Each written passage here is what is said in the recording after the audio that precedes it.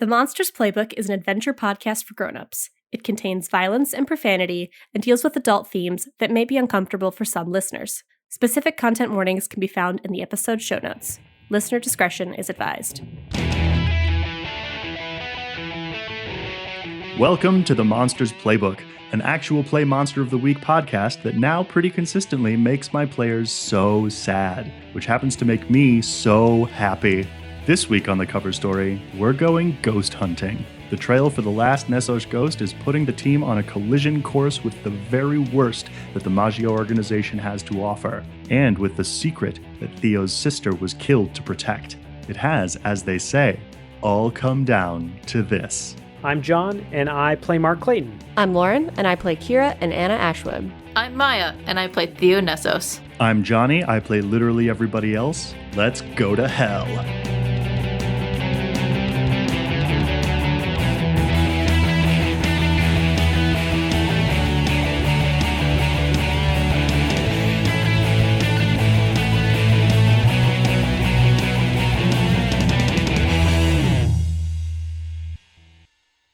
Before we properly get started, there is a small scene that I will want to probably insert someplace because Lauren was talking about how Anna would have wanted to give the luck elixir, such as it was, to Theo before heading out to the cemetery. Yeah. So I think when they get back from Clockwork Child, and she's distributed all of the no, you shut up stuff, I think Anna also kind of like be like, Theo, and kind of like come over here, kind of like nudges her head.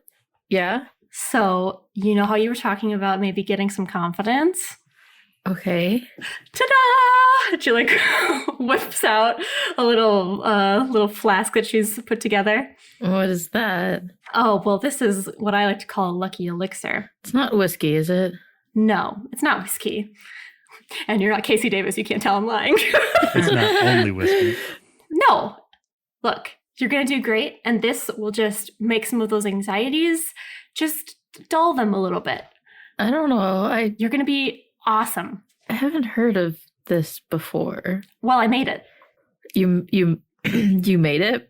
Yeah, I've been studying Ramsey Lincoln's, and I've been doing a great job lately. Okay. Theo will take it from you and turn it around and look at it in the light. Theo, come on. Don't you trust me? Yeah. Theo, smell it. Let's smell like Johnny. Well, as I recall, it smells like whiskey.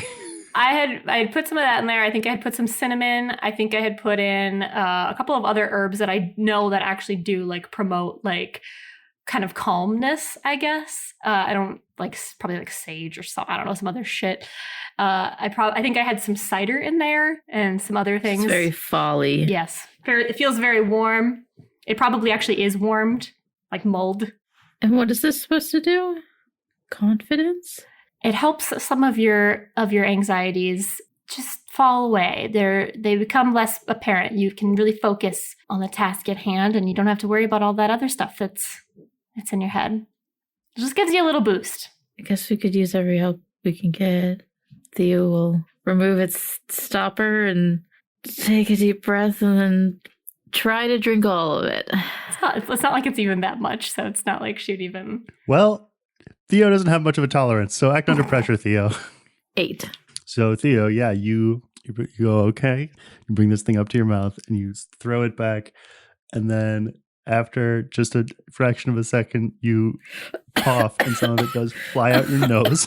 Oh. And you basically descend into a really embarrassing coughing fit. And I'm just kind of like pats you on the back. Kim's like, oh, no, you're good. You're good. Theo, are you okay? I think Mark runs over. What'd you do? Dude, she's fine. It's just some confidence boost. What is confidence boost? It's a potion.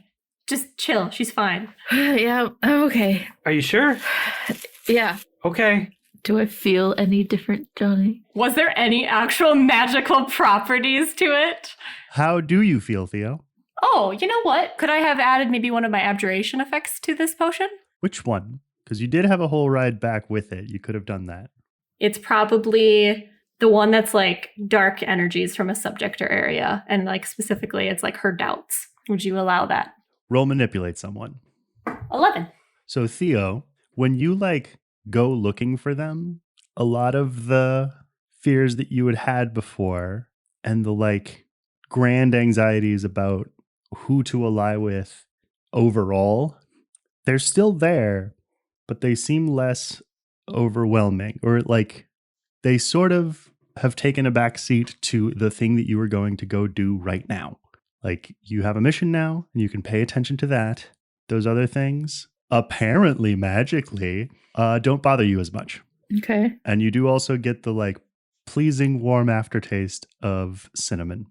Theo will look at Mark, smile, and like, I feel like this whole time since doing the seance, Theo's shoulders are a little like less high and tense. Like they're more relaxed. She's less fidgety. I'm okay. Thanks, Anna. You bet. Anytime. I'm great, and this is real. Oh, Well, it's got one of her magical effects on there, so it does do it's kind something. of magical. Yeah. Before we start the mystery proper, I understand that we've had at least one level up. For Anna, though, she leveled up, and from her Apprentice playbook, she took the advanced improvement. You've mastered one of your areas of study. Choose another from the apprenticeship list. You gain both benefits. So she gets, I'm deciding that she is going to take magical student. Your mentor has been training you in the magical arts, offering you wisdom of another world. You get access to the combat magic from the Spellslinger's playbook with 2 tags. And so I've decided to take for her tags the frost and ice from the like effects, which adds -1 harm or +2 armor to a wall or +1 harm restraining to other bases. And she took the blast one from the base, help restrain people potentially. And that's what she took. What I'm imagining is that you're about to head into this graveyard in which you know that bad thing is, and you kind of look down at your hands and maybe flex them a couple of times and mutter to just yourself, maybe it's time to try that thing out. Okay. You are not ready according to Ramsey Lincoln, but desperate times. Good as times any. Also, it's kind of cold outside. So, in the silvery light of dawn, an unlikely group of people appear to be sort of milling about the cemetery. Technically, it's not open yet, but they all seem casual and harmless. There's an elderly couple. They're certainly not out of place in a cemetery. Perhaps they're here to visit some old friends. Otherwise, difficult to notice or remember blonde woman who seems like as soon as you look at her, when you turn away, you forget what she looks like, or maybe even that she was even there. And then there's Kira Ashwood, but older. And then also headed this way is what appears to be a sort of mid-30s bearded hipster, the kind of guy who you know takes his coffee only as espresso or only as pour over and has hard opinions about either one. Except there isn't any of these people. There's Theo, Mark, Anna, Kira, and Yano. In the skies, there are some birds, and then there are some things that are not quite birds. And all of these people seem to find themselves headed towards a rather ostentatious iron bar gate, which bears in its center the emblem of a centaur. I presume the elderly couple to be taking the lead. Theo and Mark, what do you do? I think that Theo's arm is curled into Mark's and walking like arm in arm. I think Mark is just kind of like patting your hand and just like kind of hobbling with you like around. really playing up the old. Yeah. Back in my day. Theo's gonna look up at the centaur in the iron gate. And she'll take a deep breath and turn to Mark. I think Mark will nod with his aging eyes. We'll proceed in. And you wanted us to kind of like hang back, right? Yeah. So I think then Kira and Anna would maybe like with Yano ask, because they all probably look about an age.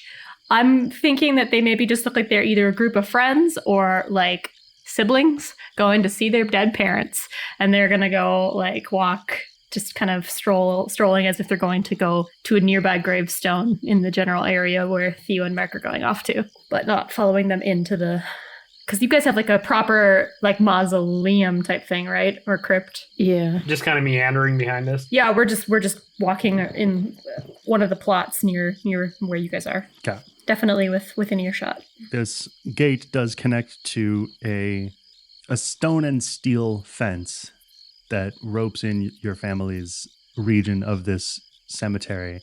In the center is this rather imposing mausoleum. The stone of the fence goes up about 4 feet, and then the rest of it is iron bars going up to about a 10-foot height.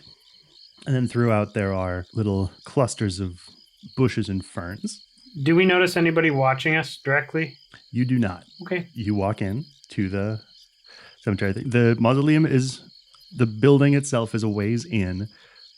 There are also throughout just these rows of 3 to 7 foot tombstones, and the occasional 9-foot statue marking someone's grave who was a person of some import. Do I see any ghostly figures hanging about this place?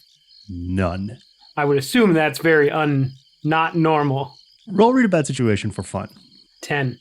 Mark, the moment you cross the threshold of this fence, it's almost like spirit tinnitus, where like there was a sort of general hum and hustle and bustle of confused ghosts and unconfused ghosts.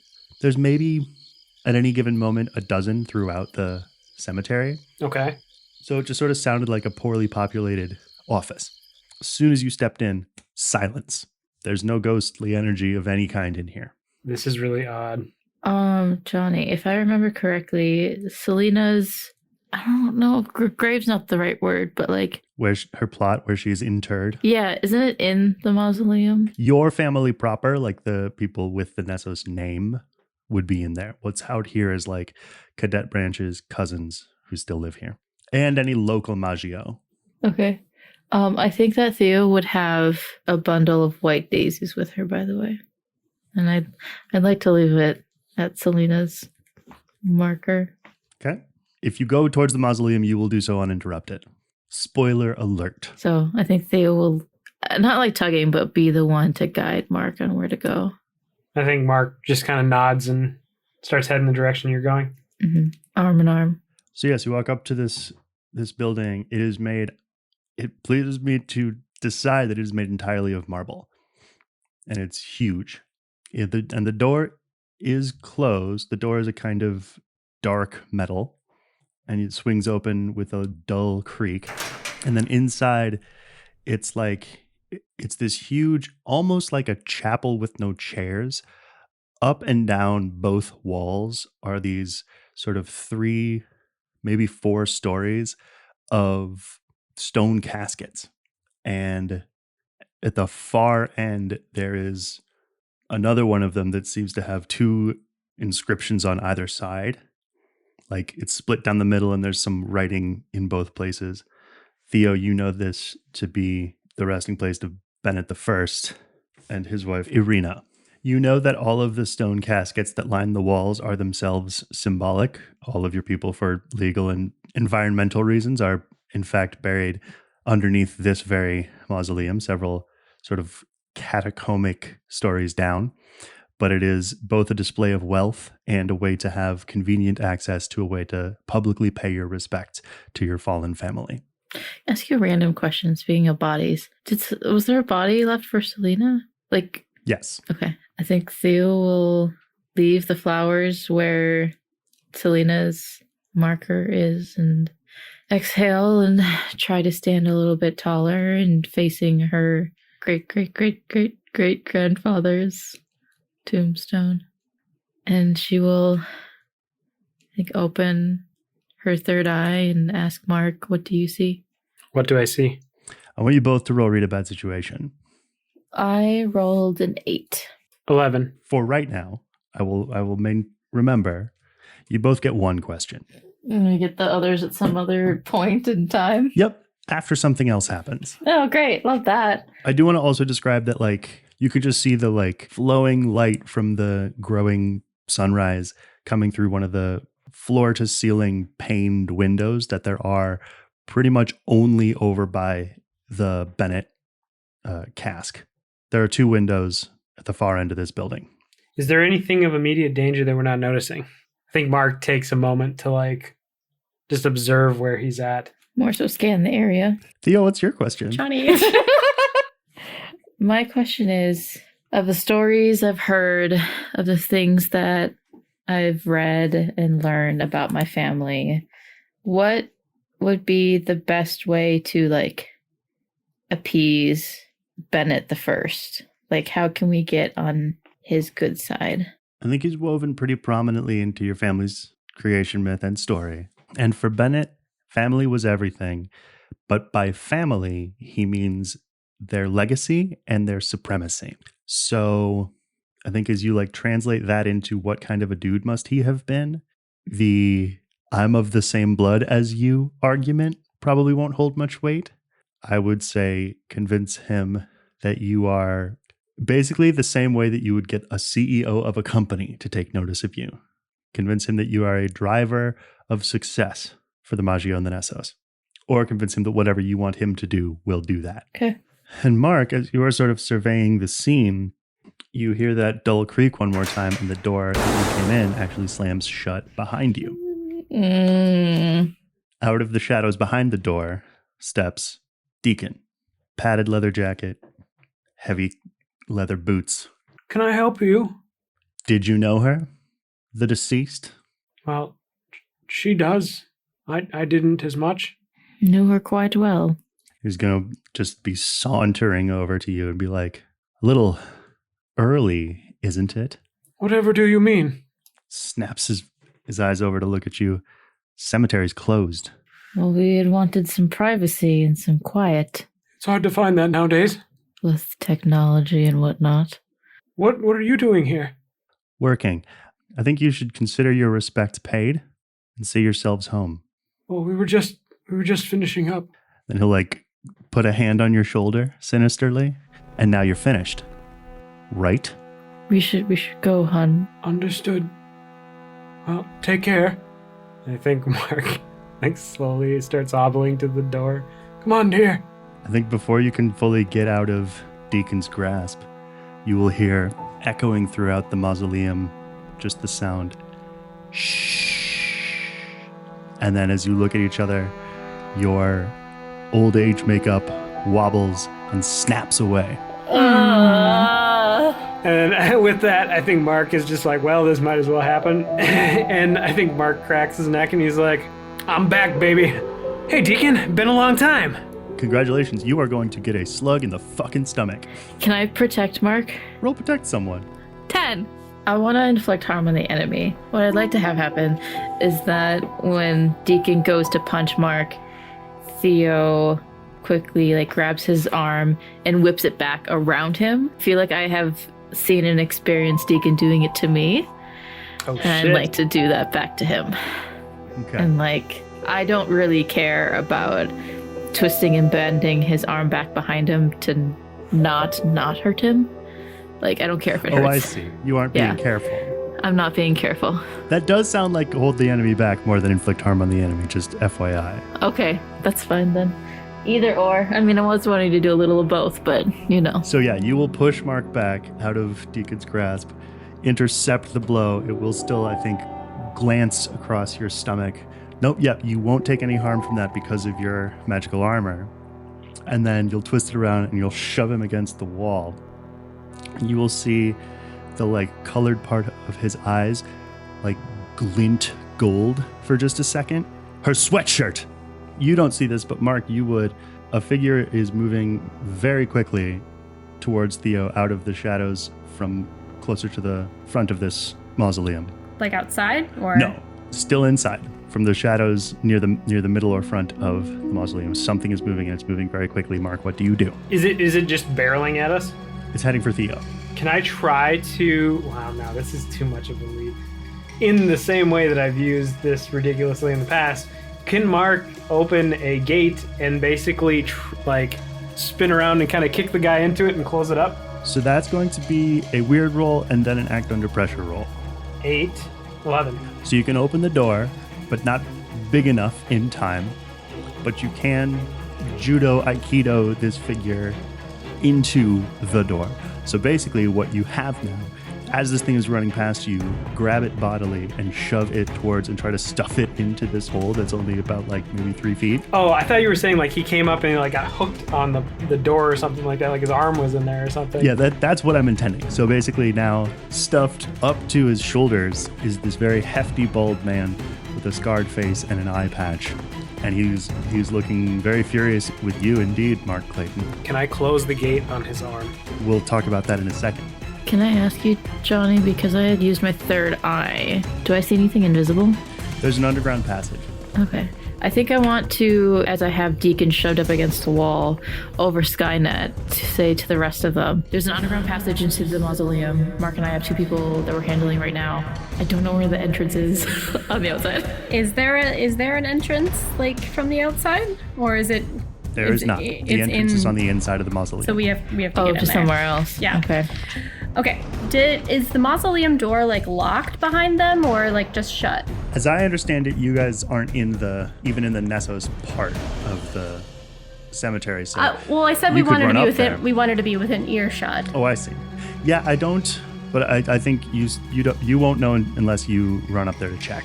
Okay. Well, I think as soon as we would have heard commotion, we would have been doing that. Is the door locked? No, it's not.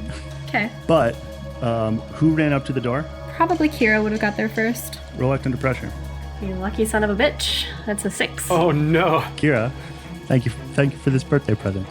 You are running full tilt towards the door of this mausoleum, and then you feel a sudden massive tug in your shoulder as a huge stone arrow comes out of the sky and slams into you, pinning you to the ground. How big is this arrow? It's like a ballista? Like what?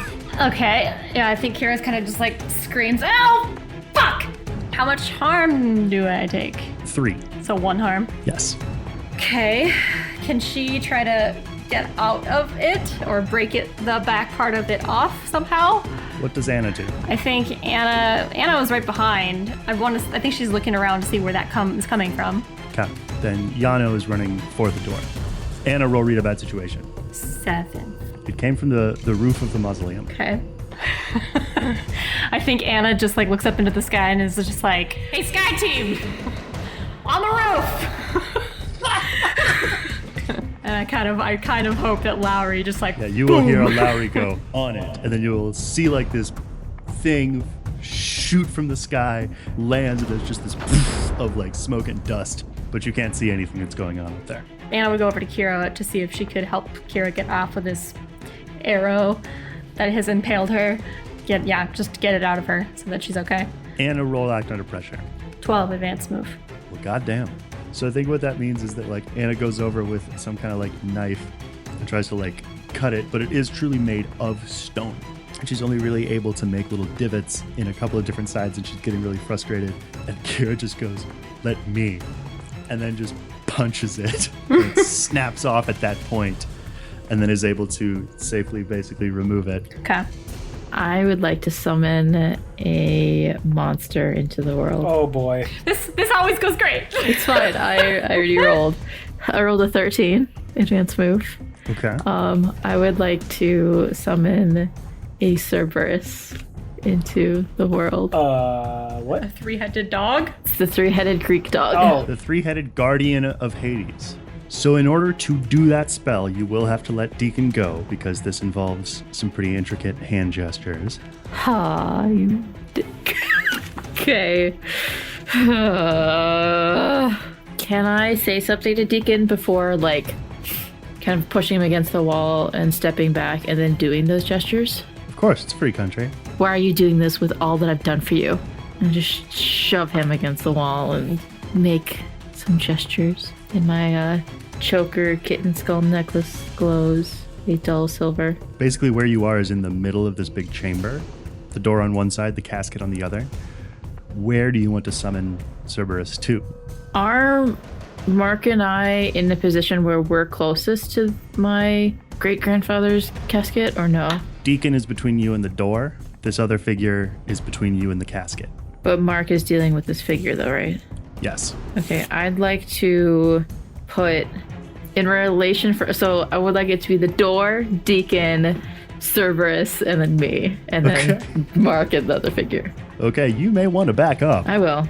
So you do that, you do these hand gestures. The kitten skull glows this silvery light, and then to complete the spell, you basically throw your hands flat onto the ground, which draws, I want to say like 5.5 foot circle of energy, through which, first of all, you just see like a pair of huge paws Yeah.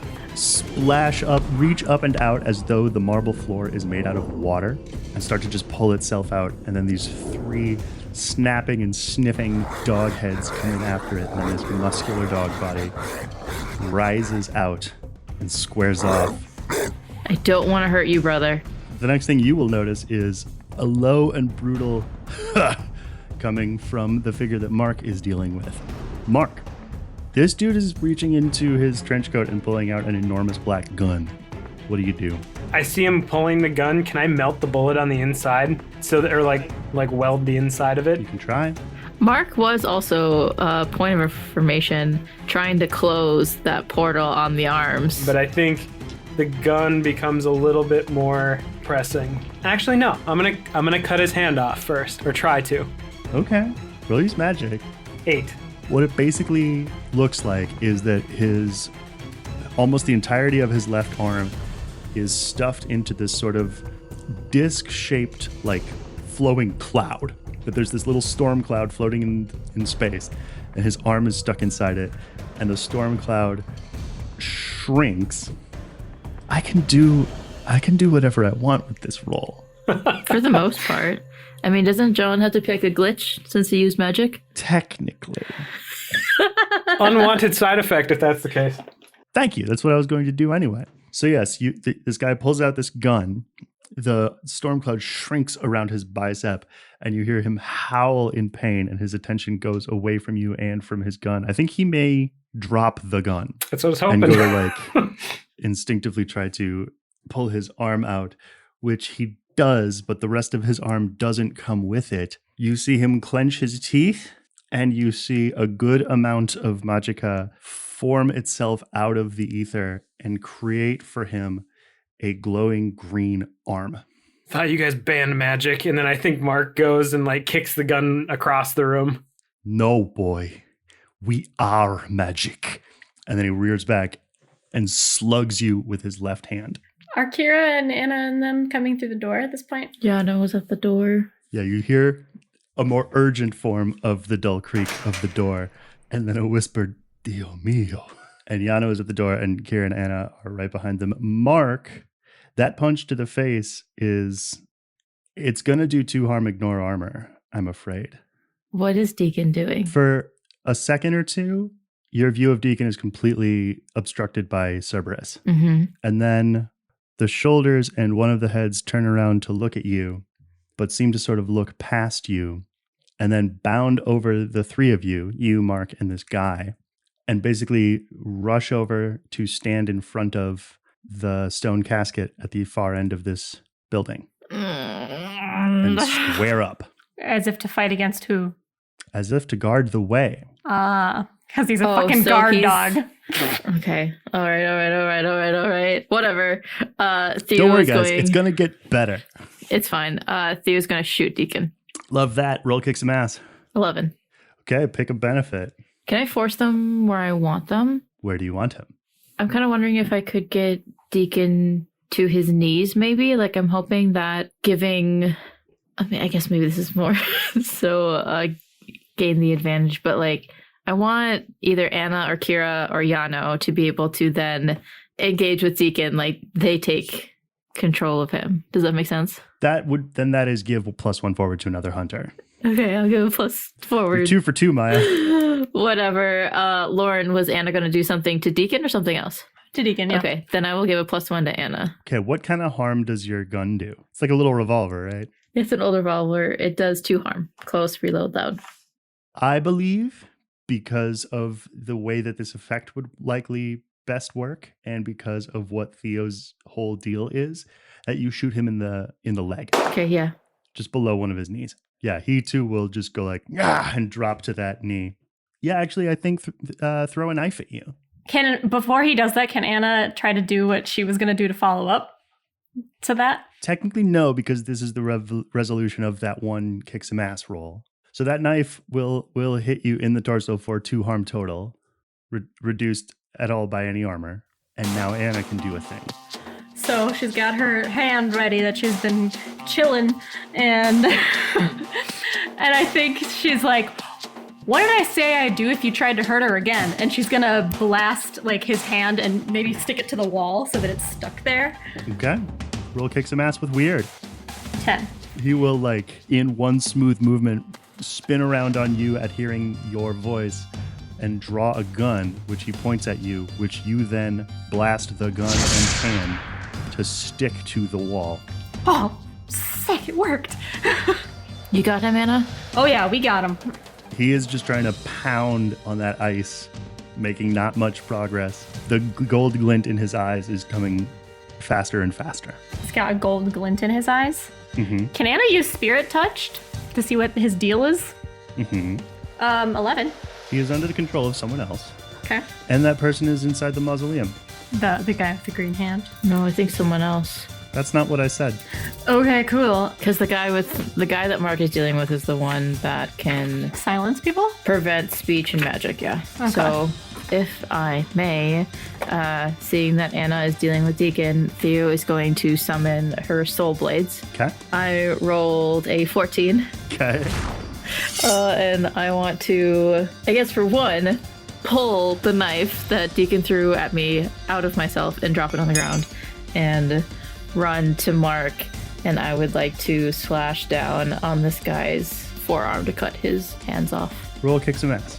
I do think Anna would say over Sky Knight. She doesn't want to reveal this information out loud. Somebody else is in the mausoleum. Somebody is controlling Deacon. Wait, you said you were going to cut the arms off of the guy that was attacking me? Yeah, you lost one arm, but I was going to get the other arm. Because He regrew his hand, though. But the power that he has to silence people is in his hands. Oh, I see. So I rolled a 6. I'm very pleased. So you'll go and slash him with these swords, but he is like an expert boxer, bobbing and weaving and sort of taking small steps backwards until finally, with his left hand, he grabs one of your wrists as you are mid-strike and then grabs your sweatshirt by the neck and pulls you in close. Kira try to protect Theo. Not before he says this thing and does a second thing and then also a third thing. Fuck! So no. Failed the roll. He gets his face right up into yours, and his breath smells like vodka and cigar smoke. The others had lost faith. Many of the Midnight Council have already returned to their homelands, but I knew tonight our moon rises. And he looks at your sweatshirt. Shh. He punches you with his glowing left hand, and he punches you again with his glowing left hand. And you will take 3 harm, and you no longer have armor. I guess I won't know the answer to this, but is that protection then gone forever? You won't know the answer to that. Okay. It sounds like he's silenced, yeah. Can Kira please do something now? What would Kara like to do? Kill this man? Okay, I am unstable. All right, Kira seeing this is gonna be like, Theo! And then she's gonna run over. I want her to take her axe and literally come up from the crotch and get this guy right in the fucking pelvic region. I'm going to make you roll act under pressure to get in position and then roll kick some ass to do that. Well, she rolled 12 advanced move to act under pressure. Okay, then this looks fucking dope. And then kick some ass. Okay, don't mess with me. I rolled a 15 advanced move to kick some ass. Because of those slashes in the back steps, they are quite a few feet away from you. So you are like sprinting, and Mark like does that thing where he ducks and you bound over him. Yeah, I kind of imagine it. Yeah, like she rolls over his back almost or something. Yeah. And I think then her wings come out and like actually propel her to slide on the ground under Theo, who is held aloft by this guy, and bring up your axe into his crotch. Kira, his arms. Got it. Hang on. What advantage are you taking for your advanced move of kick some ass? I think because of what she's doing to his groin, it would probably be double harm. Okay. Yeah, I think she's going to do grievous harm. So that would be, I think with her axe, 8 harm. Well, I'll be goddamned.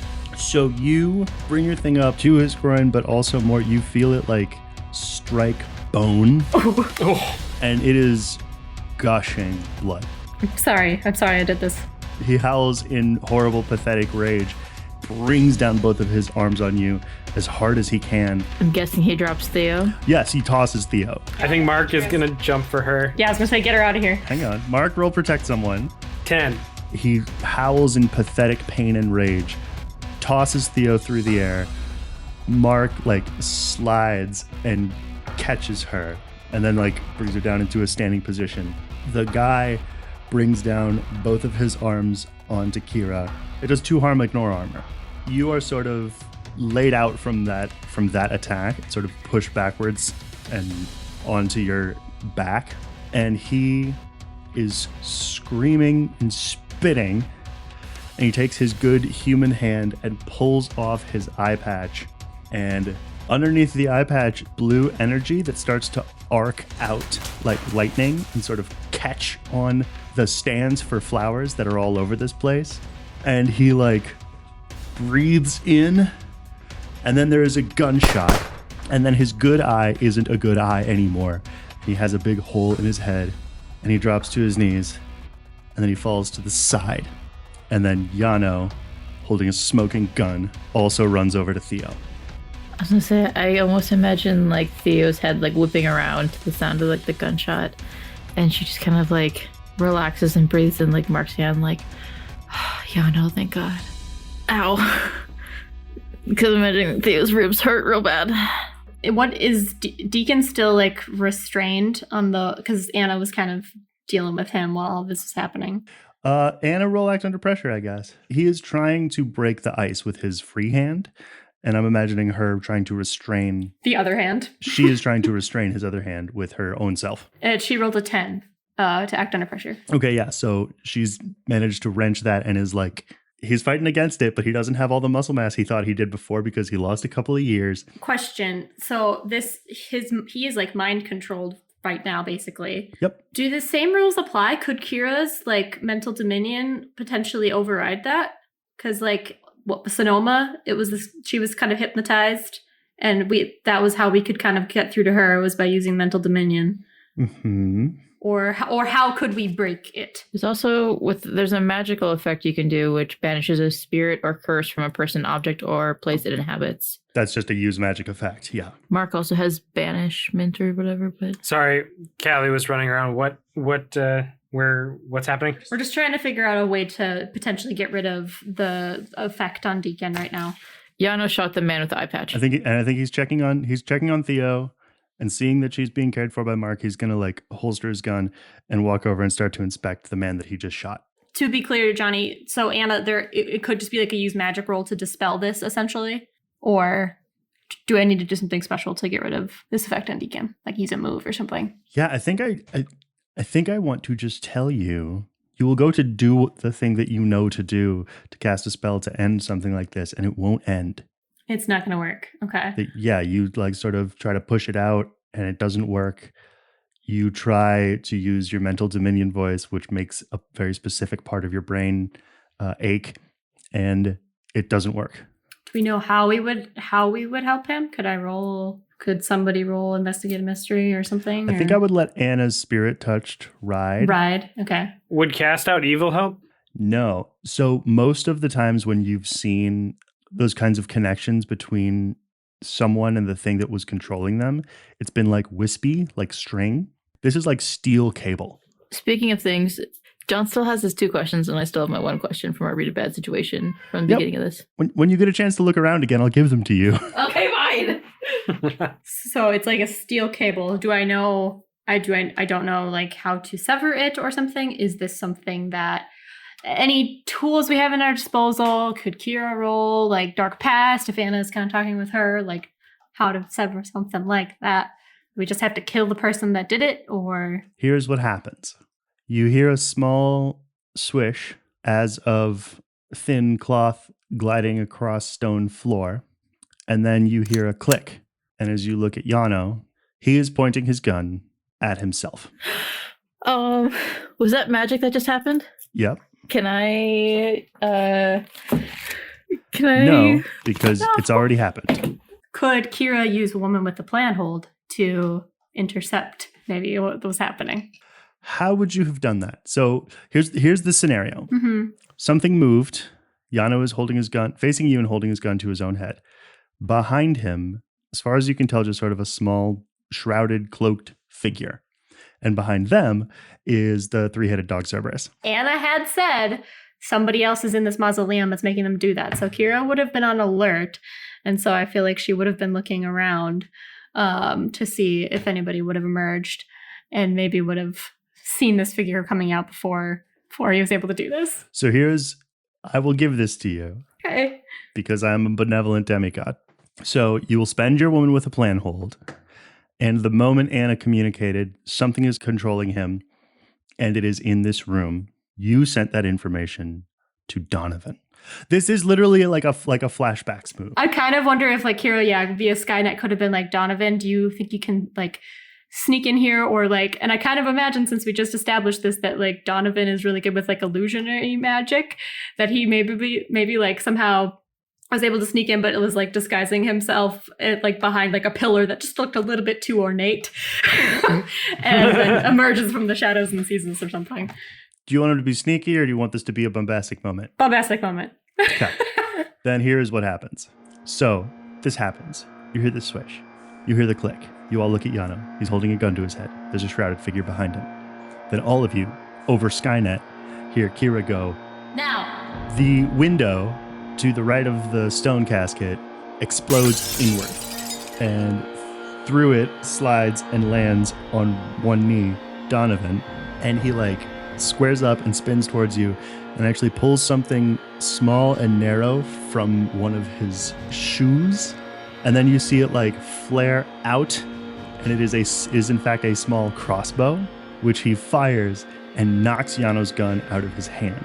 And he draws his narrow rapier and closes in on this shrouded figure. And they start fighting, but it's very one-sided. That Donovan is very clearly a skilled sword fighter with his thrusting weapon. But this figure is dodging and slithering around like smoke, missing every single one of his strikes, and just appears to be faster than should be natural. And as you are looking at it, it does appear to be hooded. You can't see the face beyond the hood, but you can see 2 points of golden light where there would be eyes. How is this person able to mesmerize others? Is it just by looking them in the eyes, or is it some other method? How would you know that? Well, I think Dark Past, Kira knows a little thing or two about mental dominion. Why don't you roll it? 11. Okay. I dealt with this creature, one of its kind. What did I learn? I think this is a kind of Maggio boogeyman. It is called Omerta, and it cannot speak. It can make others speak for it, and it can exert its will over them. And yeah, it does it with the eyes. The windows to the soul, as it were. What dark magic would I know that could help here? Remember what you did to Deputy Street? Oh, where I put a... Can't make eye contact if you can't see anything. Cloud of shadow around its face. How are you going to do that? Because didn't you give up your shadow magic? Oh, yes, you did. I mean, you know that would help. Then the Kira would shout out to over Skynet and say, if it can't see, it can't use its powers. Where? Yeah, you can all see Donovan fighting with what basically is moving around like a shadowy ghost. Is it a living thing, or what is it, this Omerta? So what you know from your dark past, it's just whispered in tales. We're already in a bad situation. Is it fully engaged with Donovan? It's pretty engaged with Donovan. 13, advanced move. It's moving very quickly, superhumanly quickly, but it is person-shaped. And it is moving like it's a person who's just really, really good at dodging swords. Can Kira then try to... she's done this a couple of times, but could she use her life drain to try to, hold it in place? Paralyze it? Yeah. So that Theo can do whatever she wants to do? I think I like it better. In order to do that, it will cost. I will have you roll as though you are healing. Okay. That you will spend harm, depending on how well you roll, how much harm you have to spend to hold it still. Well, it's a 14 advanced move. Okay. So basically, this will be 2 to 1. If you spend 1 harm to deal 2 harm, you will be able to keep it in place enough for Donovan to get one of its eyes. Okay. You spend 2 harm to deal 4 harm. You will keep it in place for Donovan to get both of its eyes. Rendering it basically unable to do anything else. Unable to do its main thing, yes. Fuck it. Yeah, I'm gonna be at 5 harm, but yeah. Uh, Do it! Donovan, now! Okay, it's like dodging, spinning, then it's as though it like gets stuck on something, and it's like what, and then Donovan squares up, holds his rapier in front of his face, and then poke, oh my gosh. and just slashes out both of its eyes, and I think 2 things happen. One, it lets out this horrible blood-curdling scream. A lot of the shadows that seem to be sticking to it just melt away like smoke, and clutching at her face is a female figure, basically tightly wrapped clothes that culminate in some kind of a headscarf around her hair. And she's got her hands over her face, and blood is just oozing through her fingers. Anna, Deacon stops struggling. Seems like the spell is broken from him. Yeah. I think she's just got her hand ready to just be like, do I need to fucking stick your head to the wall? I could ask you the same fucking question. Well, stop hitting my friends and your sister. What the hell friends do you get? Why am I at the family plot? This is uncharacteristically morbid for me. Really, you kind of had this whole emo vibe. Edgelord. I prefer dangerous. Also, fuck you. Fuck you right back. What's going on with so the woman is still alive, but she's just blind and can't do shit, right? By all accounts, I think she is going to start shouting some incantations in a sort of heavily accented Greek, Theo. What is she saying? She's casting a teleportation spell. Can I dispel that by using my eye? You sure can. Roll it. I rolled a 13. So yeah, she finishes her chanting and then does much the same thing that you did, slams one of her hands flat on the ground, splattering some of the blood from her face on it. And then the energy from it, instead of being released into the air surrounding her and taking her away, all collects itself into a tightly wound little ball of energy that all flows straight into your eye. And she looks at her hands and then at you. Well, looks. Yeah, actually, yes. She looks at her hands, then she looks at you and makes just the beginnings of a confused sound and then Donovan's rapier goes right through her throat. Oh, hell yeah. I want Theo to go to Yano and just are you okay? Are you okay? He seems mostly concerned with checking his gun for scratches and dents, polishing out what is surely a scratch on the top of it that just won't come out. Okay, so you're okay. And Theo winces and remembers that she's not okay. Theo takes an additional harm. Fuck. I think Anna might quick pull out her book and do because it sounds like a few people have taken some harm. She's going to do that heart glow spell, unless we need to do something really, really quick, which we might need to. Well, there is still the sounds of some kind of battle upstairs outside. On That's the right. roof. Okay. Never mind that. There's no time. Also, I think Mark is going to try to heal Theo a little bit. Okay. Roll use magic. If Kira and Donovan want to go outside and assist Ketrel and Lowry with what's going on the roof. Yep. Kira and Donovan will head out. What'd you say, Mark? 11. Okay, so what does that mean? Mark is going to be like, hey, you got hurt pretty bad. Here, let me help. And he puts his hands on your shoulders and... Then yes, Theo, you heal 2 harm and you are stabilized. Thanks. Thank you. Yeah, we need to get up to the roof though now. Why don't... We need to talk to my great-grandfather. We do. And Theo faces the casket. I think, Mark, you will hear over Skynet. Everyone else will hear it too, but Mark, most of all, will hear from Catrell. Mark, great news. This thing can turn into a shield. Off topic. Didn't Mark get a shield too? You got your armor. Did you get a shield? It was when we were there and we were fighting. Yes. I got a tower shield. Yes.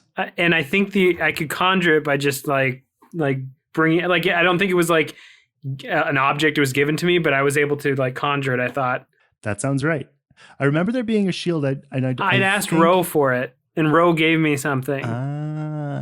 So I think Kira and Donovan are running outside. As Kira's running out, can she quick just use magic on herself to heal herself? Just regular old magic? Yeah, you can roll use magic. It'll mean you'll trail a bit behind Donovan. That is 7. Pick a glitch. We'll just say problematic side effect. Okay, you will heal 1 harm. Cerberus will take extra special interest in you and won't let you leave the mausoleum. I thought he was at a different door, but he's at the door to the exit. Oh, he was by the windows, which is the closest way out, which is where Donovan went for sure. Okay, well, I also heal 2 harm because I'm resilient. So it's not the end of the world. Is it possible for Theo to like Dispel him. not to dispel, but just like calm or soothe him or make him on our side, like that my friends are his friends? Potentially. So if you're going out the door, then I will tell you won't be able to see much that's happening on the rooftop. Well, I have wings. Oh, that's right. You still do. My shadow powers are gone, not my wings. You fly up to the roof, and you can see Catrail has this huge tower shield that is well and truly too big for her. And behind it are crouching herself and Lowry. Lowry is, to the extent that he can, leaning out to try to take pot shots at what appears to be a quite cracked living statue. Does it look like a centaur? No. Well, yes. No. And by no, I mean yes. No, because it's missing.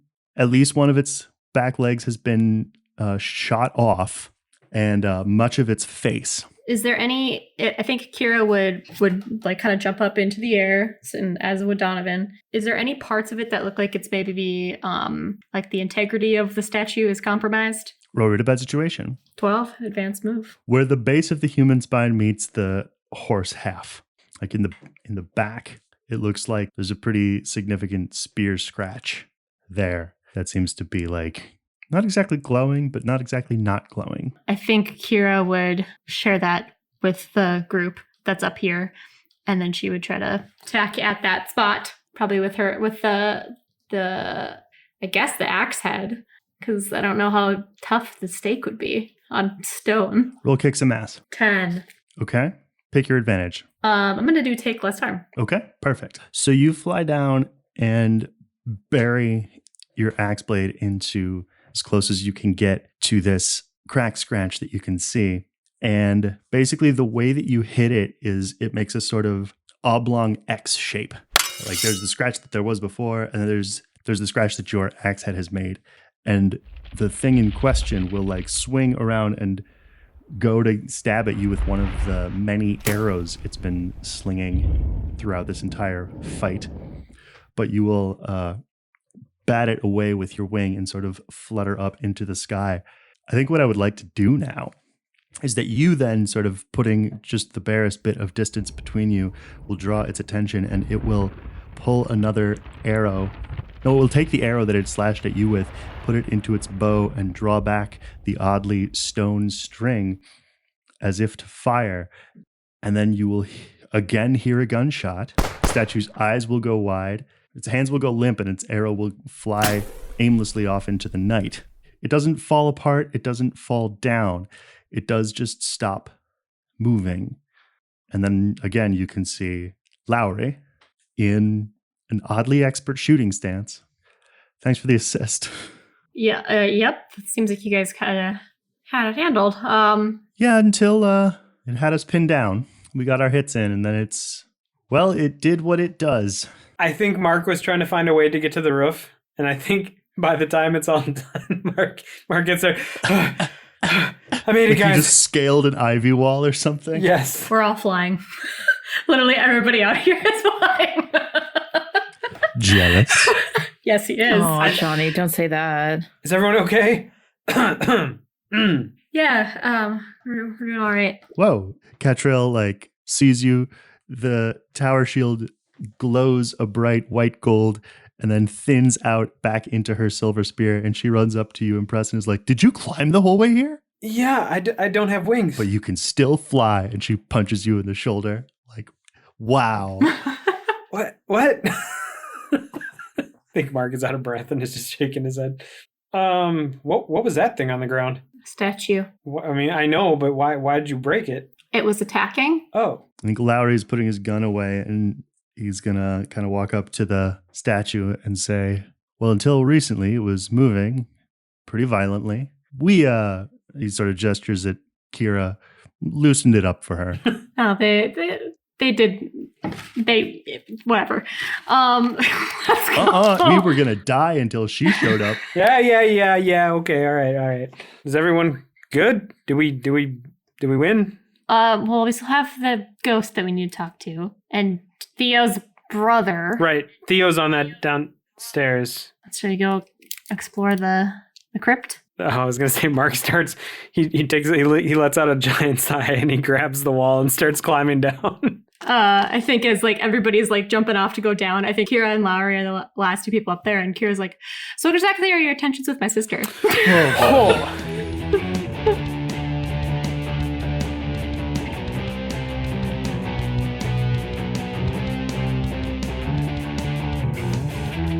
In the words of Mark Clayton, did we win? Wait a sec. Who just joined? Hi, guys. It's me, Johnny, from before. Oh, what? This is okay. I didn't know that you did these anymore. Wow, it must be like a special occasion or something. It's just been like Lauren and I this whole time. Now I can sit back. Nice. That's totally, that's fun. I like that. No, we're happy to have you here. We are. This is why I don't do these, you guys. Why? Because we make it weird and awkward? It wouldn't be weird and awkward if you and John joined more. Well, then consider me putting in the work. Great. Okay, Johnny, we've got a few announcements that we need to get through. Do you want to let the listeners know what's going on? I sure do. So here's what's coming up. Our next episode of The Cover Story will be available in 2 weeks from now on March 12th. And on March 5th, we'll have a doubleheader over on our Patreon feed with an all-new Dockers Highlights blooper reel and an NPC bonus episode for our beloved four-winged friend, Catrail. We also, speaking of Patreons, have a new patron to welcome. Welcome to Chris, who has joined us at the level of Daily Tuba intern. Fun fact, Chris happens to be a real-life friend of mine, and we've known each other for at least 30 years, which is just a hell of a phrase to say out loud.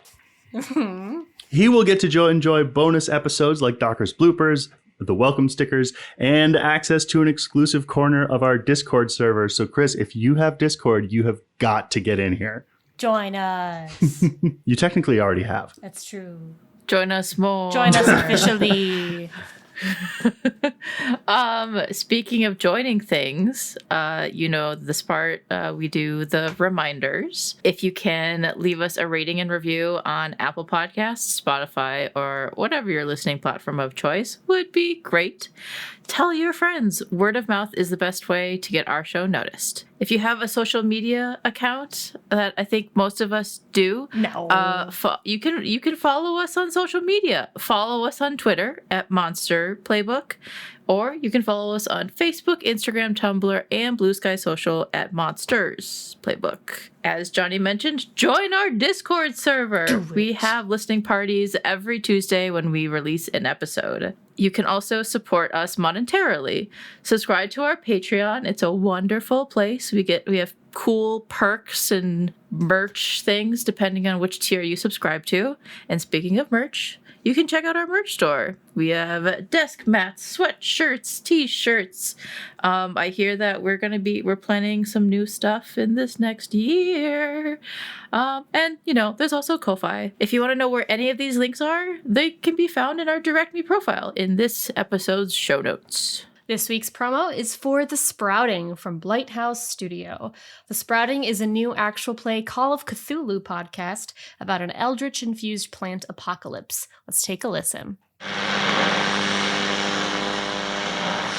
With your long-forgotten name, we call upon you. We call upon you. In the words of the unspeakable language, we call upon you. We call upon you. By the spilt blood of the wicked, who walk upon this world, sprouting the words of false idols, we call upon you. We call upon you. On the land of the dead harvest, that which brings the earth itself into your service, Yamal, we call upon you. We call upon you. We call upon you. We call upon you. The Sprouting, a Call of Cthulhu actual play podcast by Blighthouse Studio. Find us on your podcatcher of choice. You can listen to The Sprouting on the usual streaming platforms such as Apple Podcasts, Spotify, Podbean, YouTube, and more. Support them on Patreon or check out their merch. And follow them on social media at The Sprouting Pod on Twitter, Instagram, Facebook, or join their Discord server. We're very excited to listen to more. Can you do a take where you don't sound sarcastic?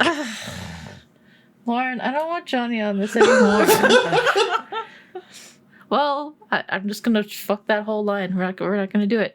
Well, this was weird having Johnny back with us. And speaking of intermission. New, or old, I guess, let's hear how things go when the crew faces off against the oldest Nessos.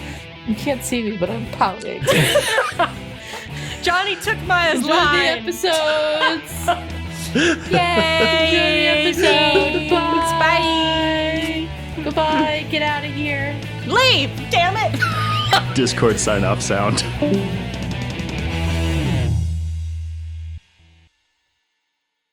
So Theo and Anna and Deacon are inside. Cerberus is guarding this casket now, or whatever the fuck we call it. Mark is exhausted from climbing down the pipe, the drainage pipe. I think you do have some noticeable pit stains. Is Deacon at least a little bit calmed down? Probably not. It's Deacon. He's restrained. He's restrained. He's confused. He's still a dick. What do you want to do with him, Theo?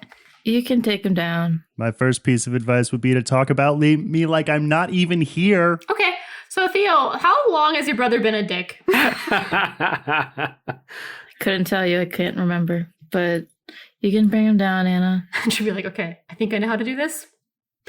She's gonna try to melt the ice. I love this. Yeah, We'll use she's magic. like, this will be fine. This is fine.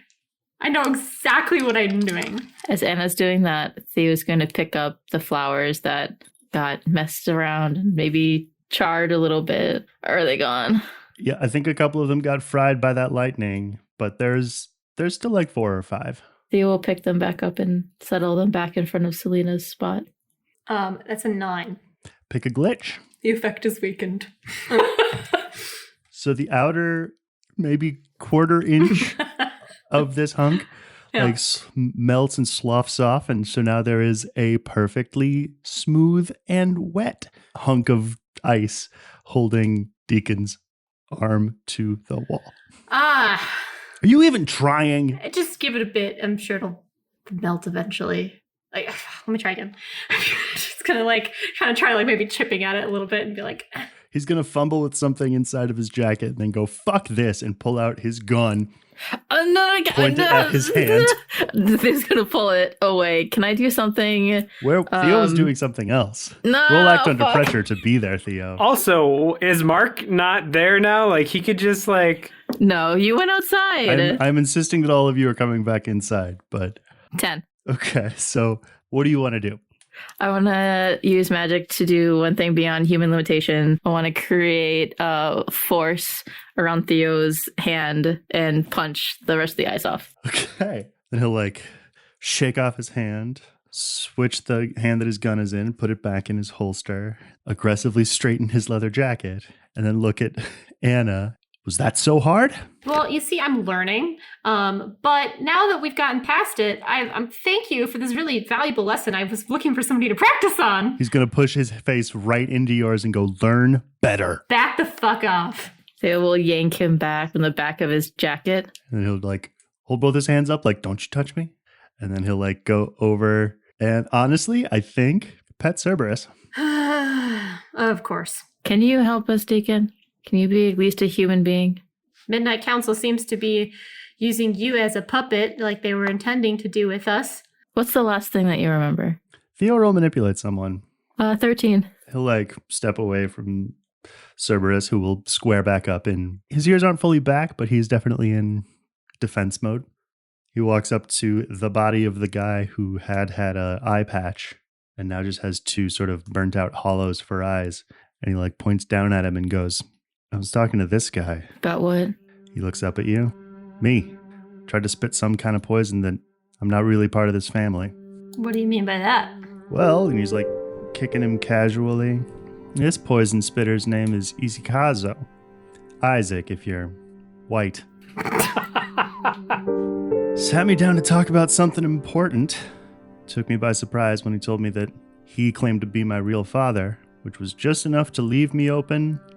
Then he, moves his foot over to kick the robed woman. Leave me open for this one, to put a whammy on me. Cheers, by the way, for killing both of them. I owe you a Coke. Do you know where father is? At that point, he sort of looks confused again and looks out the window. He's like, what time is it? It's almost morning. Sunrise. Oh my god, it's tomorrow. What's supposed to happen tomorrow? Kira says as she opens the door. It's just, apparently I haven't been myself since breakfast. I hope those pricks at least enchanted me into eating something. Or drinking something. Oof. If you need something, Theo's gonna dig into her bag for a protein bar. If you, the moment it, becomes visible, he will snatch it out of your hand. He'll tear it open and just dig into it. They didn't. Oh my god. What? That was quite the sound. He said they didn't, and then he made a noise that I don't know how to describe. Do you know where Dad is, Deacon? I haven't seen him since apparently yesterday, when he was at the house trying to convince the long-haired guy not to leave. For us, who is the long-haired guy? Isaac? You haven't encountered the long-haired guy, but you've seen a sketch of him on the twins' little map. Isikazo said that everybody had left and went home. Is that true? Do you remember? Well, seems like that was what Wellington or whoever the fuck was trying to do. Long-haired guy? Can I, since I still have my one question from my third eye roll, can I use it on Deacon? Is he okay now? I mean, define okay. Is there any other magical enchantments? As well as, I'm kind of curious, those runes that had been on him before that we got rid of, those are still gone, correct? Mm-hmm. Yep. Okay. Are there any, curses or anything magically off about Deacon? Out of the ordinary or unusual? I think he still has the, familial protection aura. He also has a kind of phylactery. He also has a kind of set of protective jewelry that all uses family magic to power it. So he's not normal by any means, but it's not out of the ordinary for what you would expect from him or anyone else with your last name. Well, you must be exhausted. Oh, must I? I mean, you've been up for 24 hours almost. Hungry, thirsty. Should get some rest. You trying to sideline me, little sister? Before you even tell me what you've got running here? Deacon, you've asked me that how many times in the past year? And how many times did I actually answer you? Have I heard a thank you from you at all? Why would I tell you what I'm doing? Well, look who got her claws sharpened. Correction. I grew up. I'm not the little sister anymore. His fresh face and 22-year-old eyes will flash with fury. And I think he will, out of reckless instinct, he's going to make a move to slap you. What do you want to do, Theo? I want...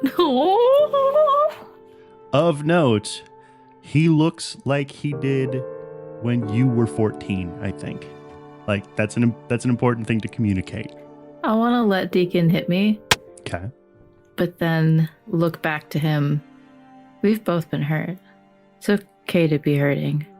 Sorry that we were never brother and sister, actually. Whatever. Have fun with your fucking Scooby-Doo gang. And he will storm out of the mausoleum. I think as he's leaving, Kira and Anna both are just shooting daggers at him.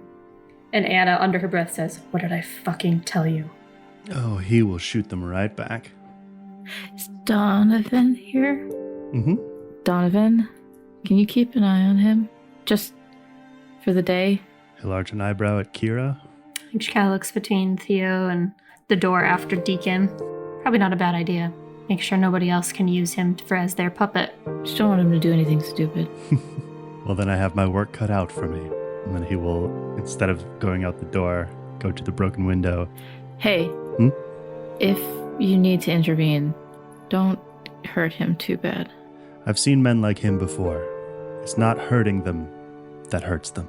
And then he'll unfurl his wings and fly out the window. Okay, I guess we have a ghost to speak to. I think Mark puts his hand on your shoulder and says, Yes, we do. Turning to Cerberus, can I scratch him on the nose? Who's a good puppy? Roll manipulate someone. Is he like, since he's Greek and I'm Greek, does he consider part of the family? I would at least consider, because you are the one who summoned him, I would give you this +1. Yay! I'm really, really glad that you did.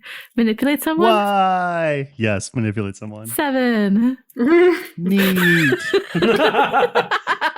Oh, that's good then. One of his heads, I think the one on his left, is extremely into being pet and like shuts its eyes and like wiggles its ears and leans into your hand. The other two are like sort of huffing and occasionally nipping at your arm. How big is this Cerberus, to be clear? I think the size of a small horse. Okay, cool. So like his shoulders come up to your shoulders. Thank you for your help. I don't know if you need it any longer. And Theo will give both you a little scratch. His right head is growling at you fully. Can Theo send them away back to where they came from? No, Okay. he's exactly where he's supposed to be. Okay. I don't like that answer. I don't like that smile. I know you don't. I do. I like it a lot. Can Anna use the, hopefully correctly this time, the sleeping spell that she was trying to find to put the dog to sleep? I mean, it's okay. I just thought, Well, I don't know if he's gonna let us pass. that was the next thing Theo was going to do, is to step around him. Maybe tell him to sit. Well, I think if, as you make a move to step around him, he will put his body in between you and this stone casket. Bud, step aside. Theo will flash her gray eye. Oh my. Step aside. Roll manipulate someone. You're trying to alpha this dog? Kind of. I'm trying to show that I have power beyond the stars. 12. Okay.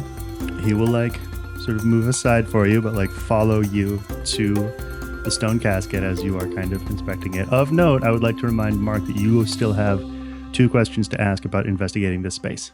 And I would allow that role to carry over to allow Mark, and only Mark, to come with Theo to investigate this casket.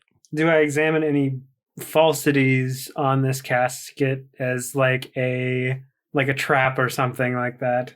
Ah, interesting. Do I examine any falsities? Some of the letters in the inscription are loose.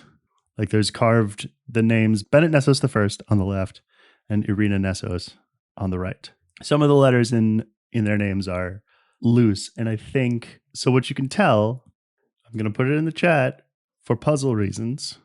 I want to be as mean as possible here because it pleases me to do so. You can tell that there is a 5-character code, and the Roman numeral 1 in Bennett Nessos I is the enter key, so to speak. For the listeners, Jonny put in Bennett Nessos first and Irene Nessos because we are a podcast. Some of the letters in Bennett Nessos I, Roman numeral 1, and in Irina Nessos on the right are loose and can be pressed like a button. Let me unpack all of my Uncharted and Tomb Raider knowledge. You can also tell that there is some kind of, minor spiritual charge that can be deployed to sort of separate. There's a seam between this casket and the wall and floor. And as you kind of look at, between you and Theo looking at this thing, you can see the kind of mechanics and circuitry of it, such as it is. It's very, not primitive, but pre-technological. The kind of energy involved here, if done correctly, that energy will be deployed to separate the casket from the wall and floor and do a second thing. If done incorrectly, that energy can be discharged to be quite painful indeed. Question. Answer. Do I see anything that I could bypass the security system using my incorporealness to, as we've seen in previous episodes, rob graves? I think that would be a set of act under pressure rolls is what I think. It looks like the sort of ethereal circuitry, for lack of a better term. The ethereal circuitry is very delicate and also very potent.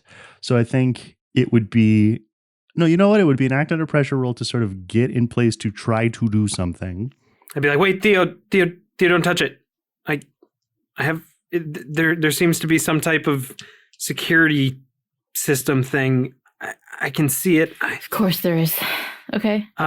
Give me a second. So I will tell you, because I'm proud, again, of myself, I'm going to copy and paste this in chat because I want you to imagine this. Okay. Fuck. Okay. There is a sort of repeating sentence that seems to just sort of run on and go on and on and on. And it's this or a version of this over and over and over around the sort of lip of the lid of this casket, carved into the stone. And Theo, it is written in Greek, obviously. And what it seems to be saying is, the path to our power is the source of our power, is the path to our power, is the source to our power, is the path to our power. You said that the names of Bennett and Irina, that some of the letters are like loose, like buttons. You want to roll read a bad situation, Theo? Yeah, I kind of have a idea, but I feel like maybe I'm just overthinking it. 13, advanced move. And it's 5 digits, right? Yep. Oh, I think I might have figured it out. The R in arena, the S's, the T's, the N, the A, and the E's. And then, of course, the I after Bennett Nessos. So I think I might know. Give me a second. I want to try. I don't know, Johnny, with the two people who are less likely to solve a puzzle up front. What do you think, Detjen-Wander? Like rest or star? I feel like this might be wrong, but is it 1 star? It's 5. Well, yeah, star, STAR, and then the 1, like the numeral 1 first. Yeah, I did already tell you that the one in Bennett Nessos, the first, is the sort of submit key. Can we phone a friend? Oh, yeah. I think Mark will reach out. Does anyone know what RSTNAE stands for? It's a code for something. Well, okay. I think Kira walks up and she's looking at it and she's like, Just careful, don't touch it because it could go off. the path. What was it again? It was, The path to our power is the source of our power. well, where does your power come from, Theo? I mean, from the stars. Stars. STARS. Okay. Right? What did we just talk about trusting yourself, Theo? Wait, I got it right? You want to try it? Yeah. Wait, I thought I was going to roll for this and like try to discombobulate it. That's an option too. I just wanted to. What do you mean discombobulate it? He was going to try to pick the lock. I was going to pick the ethereal circuitry. Go incorporeal and try to short circuit this thing and try to hotwire your way into this magic lock. I don't know if that is the smartest I can thing. do it, Theo. I think we'd try it. I mean, I was told when Kira was talking to Donovan and she's like, they said that their magic was like druidic, and he said, no, they get their magic from the stars. Mark is going to go in and try and break the circuitry. Fuck this. Mark, roll act under pressure. Oh, do you really want to know what I just rolled? I do. Oh, boy. What? Hey, Mark. It's been a while since we've talked about this. Hold on. I'm just going to slide these over so you can see. Okay. John! I kind of want to stop you. I know, right? Can Kira stop him if she sees him about to do this? No. I was going to ask if Theo can use her stars align. So Mark reaches in and basically like I got this, guys. goes head and shoulders into this stone casket and starts looking around to be like, okay, so looks like I have to take this. The parts of Mark's body that you can see go, well, you've been wondering about this for quite some time, Mark. They go stiff and also corporeal. Wait, what happened? You aren't incorporeal anymore. But I am You are stuck inside the stone. And unconscious? Well, you are unable to breathe. Teleport out. I think telepathically I'm like, I can't breathe. I think then you hear back in your head from Kira, teleport out! I can't move. You don't need to, just teleport! I'm running out of air. Help! Fucking teleport! Catrell joins the chorus. Skywalk, poof, whatever you call it. Catrell! Be somewhere else.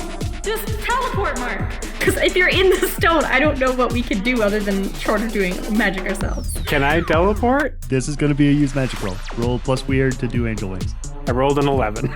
So a like whoosh of cloudy air takes Mark away, and then another whoosh of cloudy air makes Mark standing in front of you, sweating and panting and holding a semicircle of a Mark-sized section of this stone, just holding it in both of his hands. And there is a hole where you had shoved yourself in the side of this casket. So it literally just cut and pasted the stone? Yep, and you pulled yourself out and you pulled it out, and it is no longer attached to you, except insofar as you are holding it.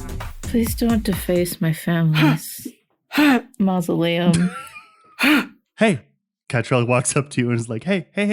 And Mark puts his hand up to be quiet, and then Mark goes and sits in the corner and rocks back and forth on his butt.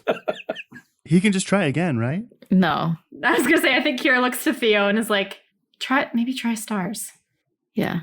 Theo will reach out and press the STARS and then the 1. After you press the uppercase I of the Roman numeral 1, you hear 5 sort of ringing, dim bell tones. They sort of jump around, but they start and end on the same tone. And then there is like a satisfying click and zap, and then the stone casket starts to rumble and actually pull back into the rear wall of this mausoleum, revealing a way down. Yeah, stars. That was the right way to do that. Okay, let's go. I think Mark coughs, and there's like a poof of marble like dust. Yep. Cerberus will growl at you. She'll continue. Step over. Cerberus will do that thing. I know that dogs do this, that he will put his mouth around your ankle. He won't bite you, but it'll just be like, hey, home. Could Anna try to find that sleep spell that she was looking for? We'll investigate a mystery. I don't want to put him to sleep, but He'll just go to just a little nap. Oh, thank God. 11. Okay. Did I give you a name for the sleep spell? No, because the first time I looked for it, I did more arms. That's right. So I have yet to actually do it. Can I reach out telepathically to this dog? Or add him to Skynet? You sure can. What do you want to say to him? What do you see that we don't see? Mark, roll manipulate someone. 10. Up here is where living people go and stay. Tartarus is for shades and the dead. My master Hades has me guarding the gateway. I can't let you go through a gateway that I'm not supposed to let you. And I think Mark does soothe. He will, I think, sit and his tail will start to wag ever so slightly. Oh, I know, you guys are strong, plus you have Miss Theo. But I'm not worried about you. It's kind of my job, you understand. It's okay, bud. And I think Mark gives it a hug. Only one of the heads will like rest on your shoulder. Just one nice one. And the other two are like up and proud, ears perked up. All right. And then at all of this, does that one let go? Or are they still like... Oh, the one that had Theo's ankle, yeah, will let go at the hug. But one of the heads that was still up and at alert will look at Theo and be like, I'm sorry, Miss Nessos. I honor your family, but my orders are very specific, and I don't think I'm supposed to, let you in unless you have really important business like your guys sometimes do. I need to talk to my great ancestor. all 3 of the heads like cock to one side, one of them cocks to the other side. But you are Maggio, who you do not contact the dead. You're right, but there's something afoot, and I have to talk to Bennett the first. What is at your feet? One of the heads like does that dog sneeze. Something bad is brewing. I think I'm the only one that can stop it. And if you don't let me go down, then some bad things might happen and some people might get killed. I might die. Miss Nessos, I'm the dog that stands at the gate between life and death. I know better than most that a lot of death happens all the time. It's kind of what happens. I know it might scare you, but it doesn't scare me. It's okay. If Kira's listening to this over Skynet, could Kira use monster empathy to figure out what maybe would allow us to pass? You could use it, yeah. Roll a 10 or a 12. You can ask your questions.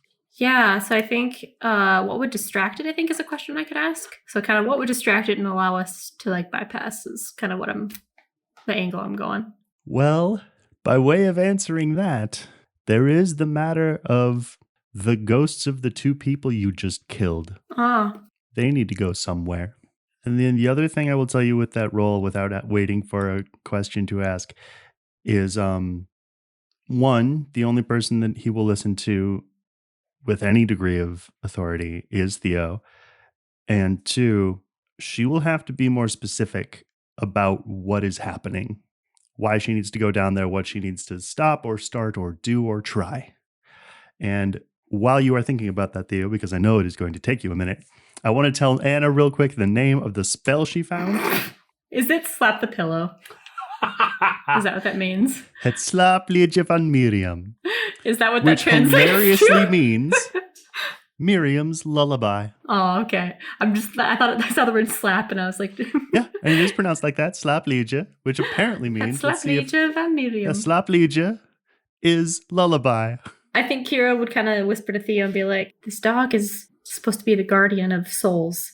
Maybe if he knows what your family is doing to the souls of your family members and how they're perverting it, maybe he would be willing to let us pass. It's against the natural order. But there are 2 souls right here that he could focus his attention on. Mm-hmm. Cerberus, you look over the souls that have left our world and have entered yours. My family has been preventing souls from doing that. We've been using souls, both of our own family and others, to fuel our magic, to become powerful.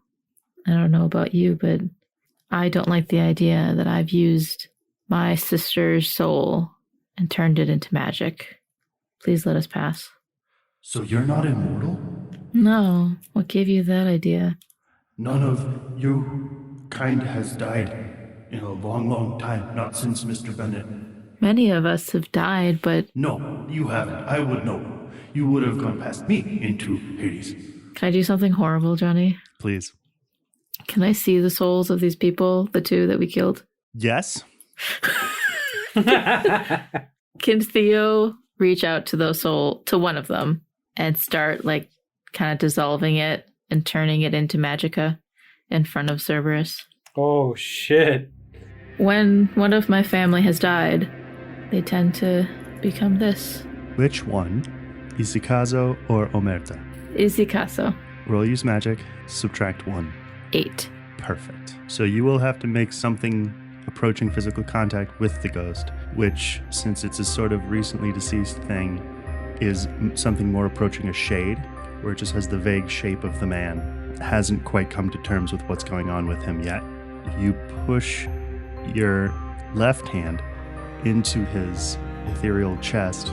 The way I want to describe it is that you pull a kind of energy from inside your blood and bones through a kind of ancestral memory. You know that what you are doing and what you will do is to kind of boil him from within.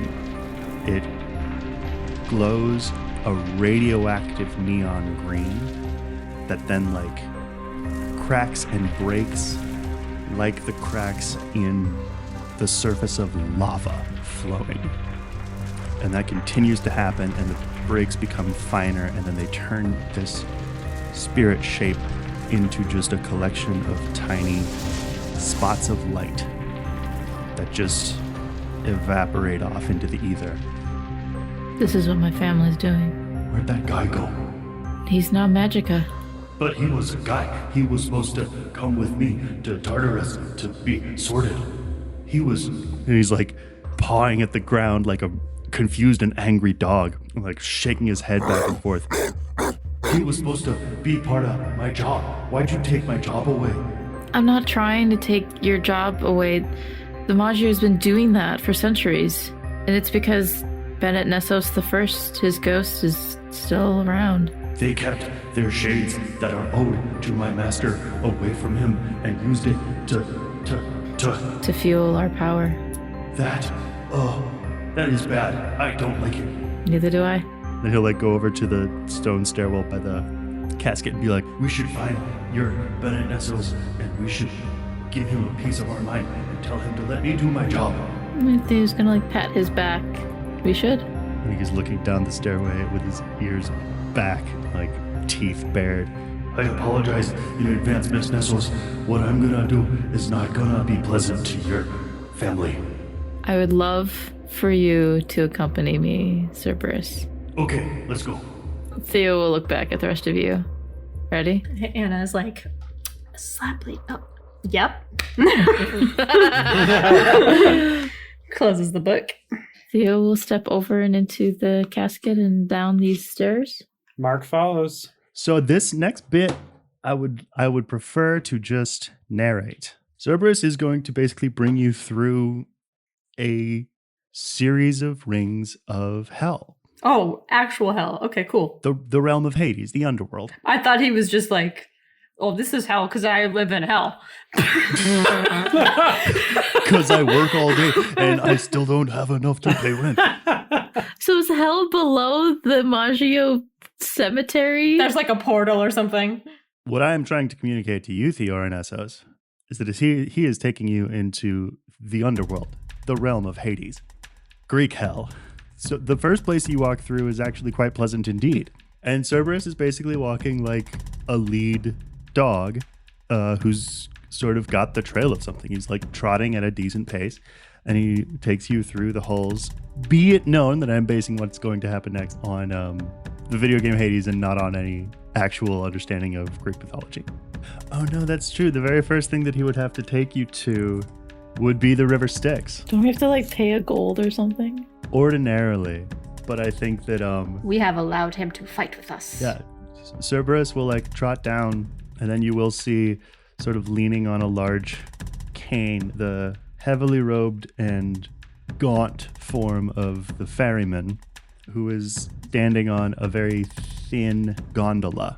And he's leaning on his cane, which you realize as you get closer is actually stuck into the river. It's his like paddle or pole or whatever he uses.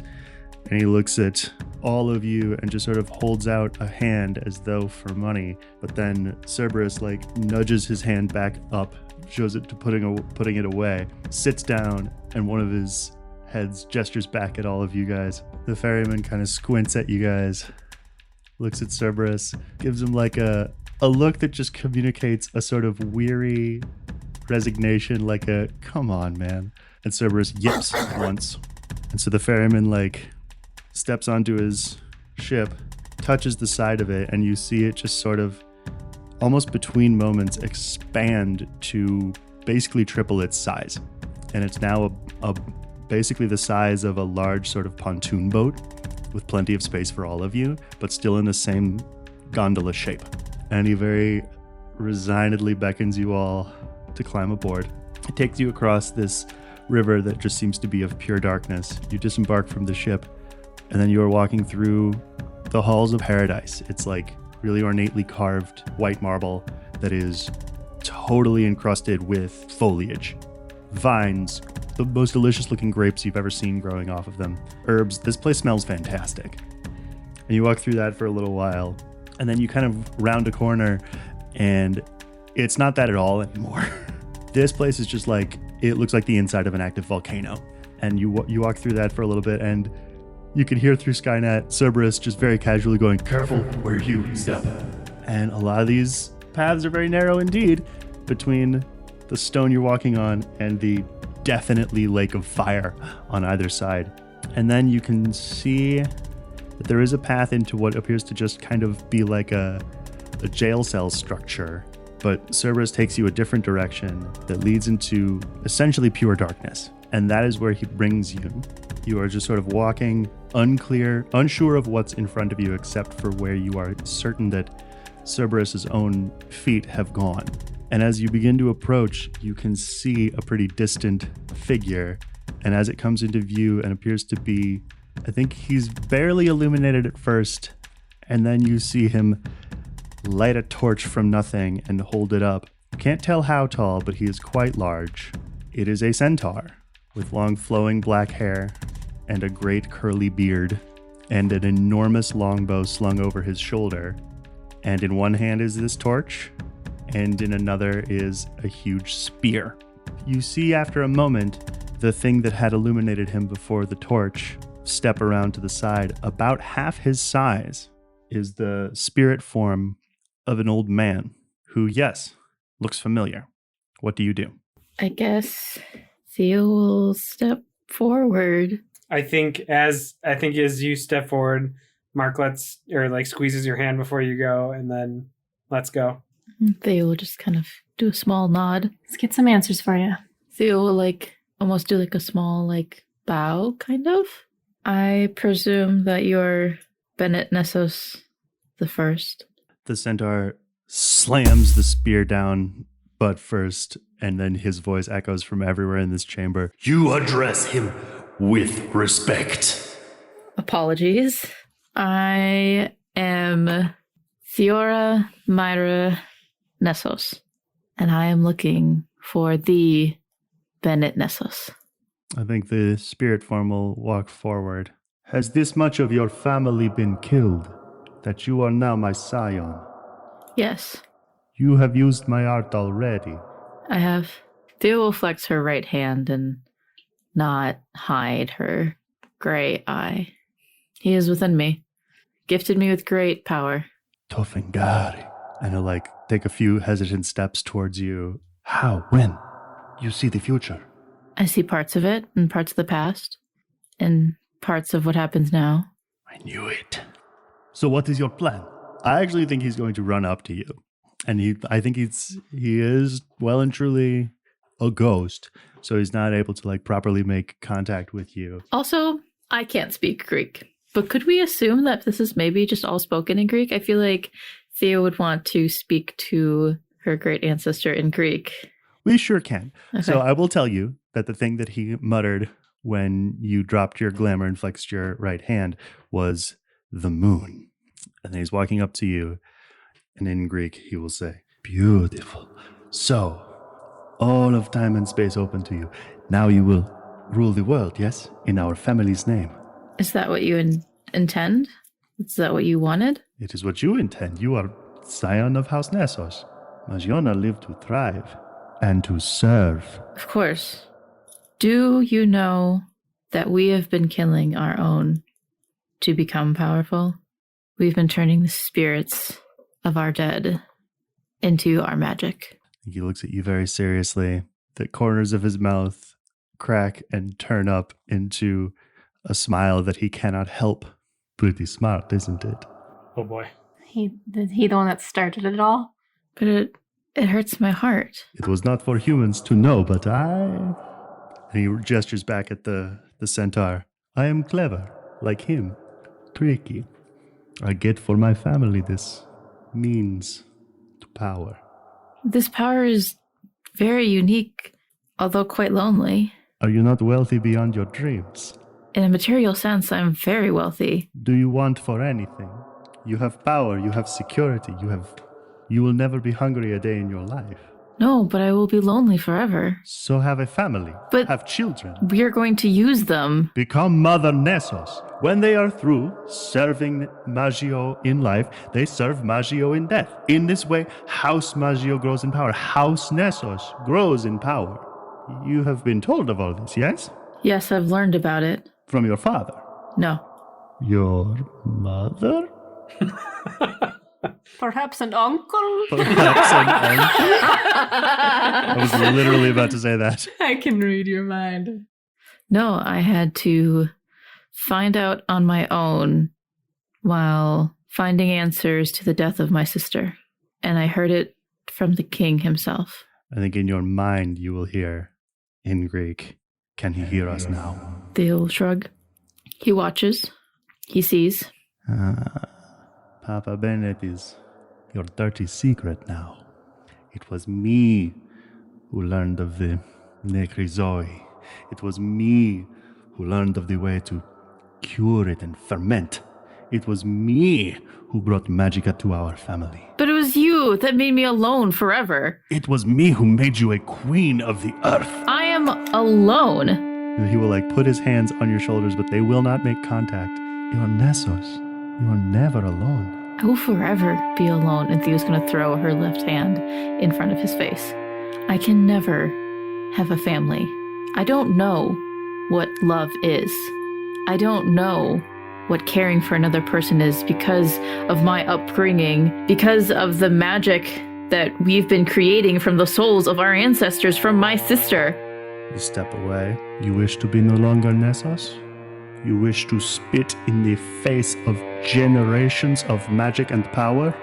You wish to spurn an ancestor who killed a demigod with nothing but his brain, his wits. I want to bring value, not death. Death brings value. And then he will spin on his heels and walk away and look up to the centaur and say, "She is not my family," and walk away. And the centaur will drag his front hoof on the ground and square off with his spear. Can Mark gauge what's happening? Well, the conversation, you don't know how it went. But what's happening now is that the ghost that Theo was talking to has excused himself from the conversation, and the centaur, which is somewhere between 15 and 20 feet tall, has taken on a rather aggressive stance. Could I phone a row in hell?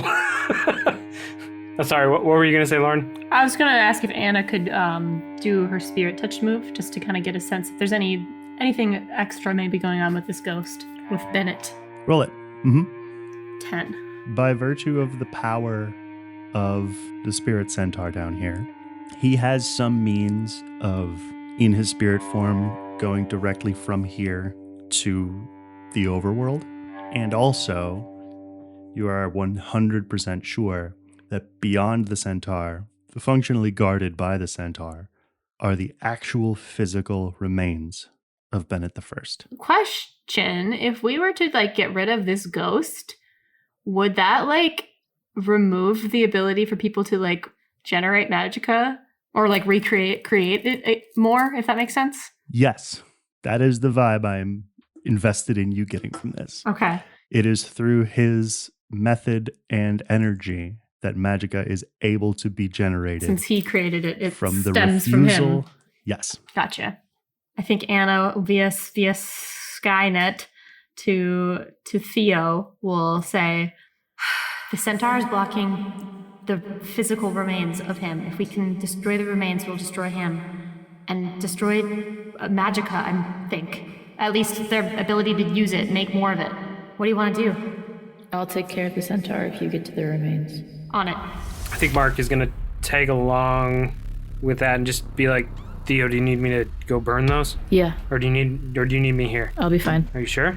I've got a plan. Johnny, there are 2 things that I would like to do. Tell me some of them. Actually, just one. This is one thing I want to do. Let me know if I can do it now. I would like to become a terrifying font of mystical power. Okay. It does say once per mystery, after you suffer loss or harm, you may enter a state where you have been, or where you have both immense power and 0 interest in the well-being of others. I'd like to go into that and fight the centaur. Okay. I do also want to, if I could, reach out a hand to Cerberus and say, "You're with me." You're going to have to do the first thing first. Okay. So, okay. After sending Mark away, I do want to make this clear though. While the centaur lives, you won't be able to access the remains of the Nessos ghost, the Bennett ghost. Mm-hmm. So we might all need to actually work on destroying it before we can even do anything to the bones. Yes. Gotcha. Okay. Never mind. Anna just says, got it, I'm going to help you kill this thing. Theo stands just a bit taller, presses her feet into the ground and clenches both fists, and seems to burn with a terrible power. And when she opens her eyes, they shine like flames. And you look at Cerberus and say, "You're fighting with me." Squares off his paws a little bit wider than shoulder length, looks up at the centaur. Theo floats a few inches off of the ground.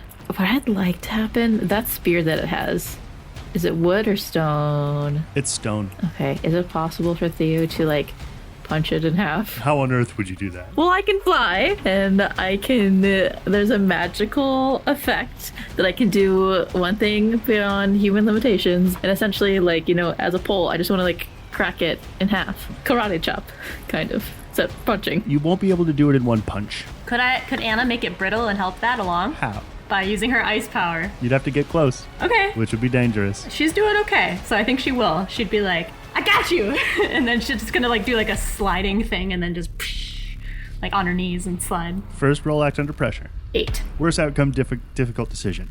As you're getting close, he will like swing around such that bringing down a dagger, the huge torch that he has, is coming straight for you. It is kind of an improvised weapon, but it's also fucking huge. You would take 2 harm and be on fire, but you could be in position to do what you want to do. I'm gonna do it. Does any of that get negated with my armor that I have? I do have at least one magical armor. Yeah, one of it would, because this is sort of magical. This is magical damage. Yeah, then she'll try to freeze the spear up so that the shaft is brittle, so that Theo can hopefully break it a little bit easier. Okay. So do you want me to use magic or help out in this instance for whatever Theo's thing is? I want you to roll kick some ass with weird. 15, advanced move. Fucking jeez. You shoot up with this like burst of cold. Bottom 2 fingers of his right hand and about like a half meter of the spear are just encased in ice. As you sort of shot up at it, there's ice and it's smooth on the bottom end, but then it goes off into spikes on the opposite, like you blew it up at him. Theo, fly over there. I'm going to say act under pressure again to get close, and then roll kick some ass with weird. 12, advanced move. I think he will actually like thrust the spear at you, but you'll dodge it and swing around to get in position. My advanced move, give me a bonus. Can I give everybody +1 forward? Your advanced move to kick some ass? Kick some ass. Yeah. Oh, yes. Yeah, I'll give everybody +1 forward. Cool. What was the second thing I was supposed to roll? Kick some ass with weird. And bear in mind, you get +1 to everything. Yeah, so you get +2 to this roll, technically. 11. Where do you punch? I want to punch him in the fist. Okay. So you punch him basically on the knuckle in between his pinky and ring finger, which does make a huge crack halfway through each of those fingers. And he howls in pain. What advantage would you like to take for that kick some ass roll? I want to inflict terrible harm. Then yeah, his pinky will fully crack off and slam to the ground. But then he will, because you are where you are, swing the spear at you and just slam you in your midsection, which will be 2 harm. Of note though, your armor is back. Oh, it is? Okay. Yes. I think Kira like kind of jumps into the air and she's gonna try to come down with her axe like on this centaur's like head. I think it's gonna be the same thing because he's so much bigger than you and his reach is so crazy. It's gonna be act under pressure to get into position and then kick some ass to kick some ass. Well, with Anna's +1 forward, that is a 10 to act under pressure. And then to kick some ass, that is a 10. Okay. What advantage do you want to take? I'm gonna just do terrible harm. I assumed. So yeah, you bring your axe down on his head. He sort of moves his head, so what you bury your axe into is sort of the top of his ear. Mm-hmm. It digs in quite a way and sort of separates the top third of his ear from his head. And then he like swats at you with his spear hand, and in the tussle, you will do 2 harm that will be negated by any armor you have, but in the tussle you will like grab onto his snapped off ring finger and yank it the rest of the way, and you and it will be thrown clear, and then he will not be able to hold his spear anymore. Nice. Mark, what are you doing? We were going to burn the bones, weren't we? We can't do that Oh, until we can't. Sorry, take that's care right. of the centaur. Gotcha. Yeah. If you get over there, there is like this little surprisingly humble casket, but there is like definitely an impenetrable spirit barrier that is 100% linked to that giant centaur. I think you are aware of the situation, basically, that the spear that he was wielding, he can no longer wield. He is reaching back for his bow, which means he is also dropping a giant torch, and he has 3 fingers left on his right hand. All right. Well, I think with that, Mark is going to run back. He's just going to kind of skid in and then whip a fireball at the arm of this thing. Okay, I think because you are coming in from behind and because you are doing something of a ranged attack, I'm not going to make you roll act under pressure to get there. So please roll kick some ass with weird. 13. Gunga damn. Is that your advanced move, friend? Yes, it is. What advanced improvement do you want? I think I'm going to give 1+1 forward. I am sorry. I forgot something. Kira. Yeah. I think it didn't happen when Theo did it, but Kira, when you cut open the ear, you will take one additional harm because the blood that spurted out from between his head and ear, when it hit you, it burned like fiery poison. I think that happens and Kira's just like, its blood is poison, stay back. And then Mark, you were firing a fireball at one of its arms, you said? Which one? The one with 3 fingers. What's in his other hand? His bow. Actually, no. I'm going to go after the one with the bow. Okay. All of the hair on his forearm on fire. His whole left arm is just burning. Did you decide on an improvement? Everyone gets +1. And yeah, I just basically wanted to disarm him by throwing that fireball. That pain and the fact that his arm is now lit up is going to make it very hard for him to make quick moves. Also harder for him to aim a bit. So everybody will, at least for the foreseeable until he can put that out, basically for the next time you do a thing, everybody will get +1. Catrell, for her part, is also flying up to stab him in the butt with her silver spear. Don't be a dick! And she stabs it and then flies away just going, ow, ow, ow, ow, ow, ow, ow, ow, ow, ow. Oh, buddy. Do you have anything that long distance try to do that? What is Bennett doing? What is the ghost of Bennett doing? Or reaction? Because I'm also wondering, like, if we attack him, would that help us at all? Well, there's only 2 ways to find out. I got a very specific vibe off of him, and that is, imagine a dog fighting den where there's brutally abused pit bulls fighting each other and excited degenerates cheering them on, holding wads of cash in their hands. Imagine the man who owns the building and the dogs, watching them all with a kind of detached disinterest. It doesn't matter who wins. I win. Can I read a bad situation? Sure. I got a 7. What do you want to know? How can I hurt Bennett? What's his weakness? I think the only way to answer that is just that you want to hurt him. The blood is pounding in your head. So Theo had gotten thrown or punched away by the Centaur. I think she gets like up. I think she's been in the air the whole time. Like she was sort of tossed away and then sort of caught her bearings again and then flew back into the fray. Okay. Theo is going to turn towards Bennett and I want her to land just in front of him. I want to really set the stage for this too because like, does your sweater have is it a hoodie? No, it's like a pullover university sweatshirt. It's maroon. It has white stripes on like the... What she's wearing in what she's wearing in like the art, Johnny. Any part of it that would be sort of baggy on you is like floating as though there is an updraft underneath you. Your hair too is like blowing in the wind. Your eyes are just blank white light. You look furious and terrifying. Mm-hmm. I would like to use magic on him. To do what? I would like to unmake him with my entropy magic. I would like to turn him into Magicka. When you start to try to do that, you reach out your left hand at him towards him. He will grab your wrist. You would turn the fire that I stole for you on me? No, but I would. And Mark comes down with his blade and tries to chop his arm. I love that. Roll kick some ass. 11. Do +1 again to everybody? Just to one person this time, but sure. Okay. Theo. Okay. So you basically come down and slice his arm off, which like smokes away and then comes back immediately on the end of his wrist because he's a ghost. He looks nothing more than annoyed, like he just lost a particularly interesting game of Tetris. Could Anna, would ether touch actually be able to interact with him if she used it to harm him? I mean, only 2 ways to find out. Where is Anna? She was helping with the Centaur, with Theo. So here's what's going to happen.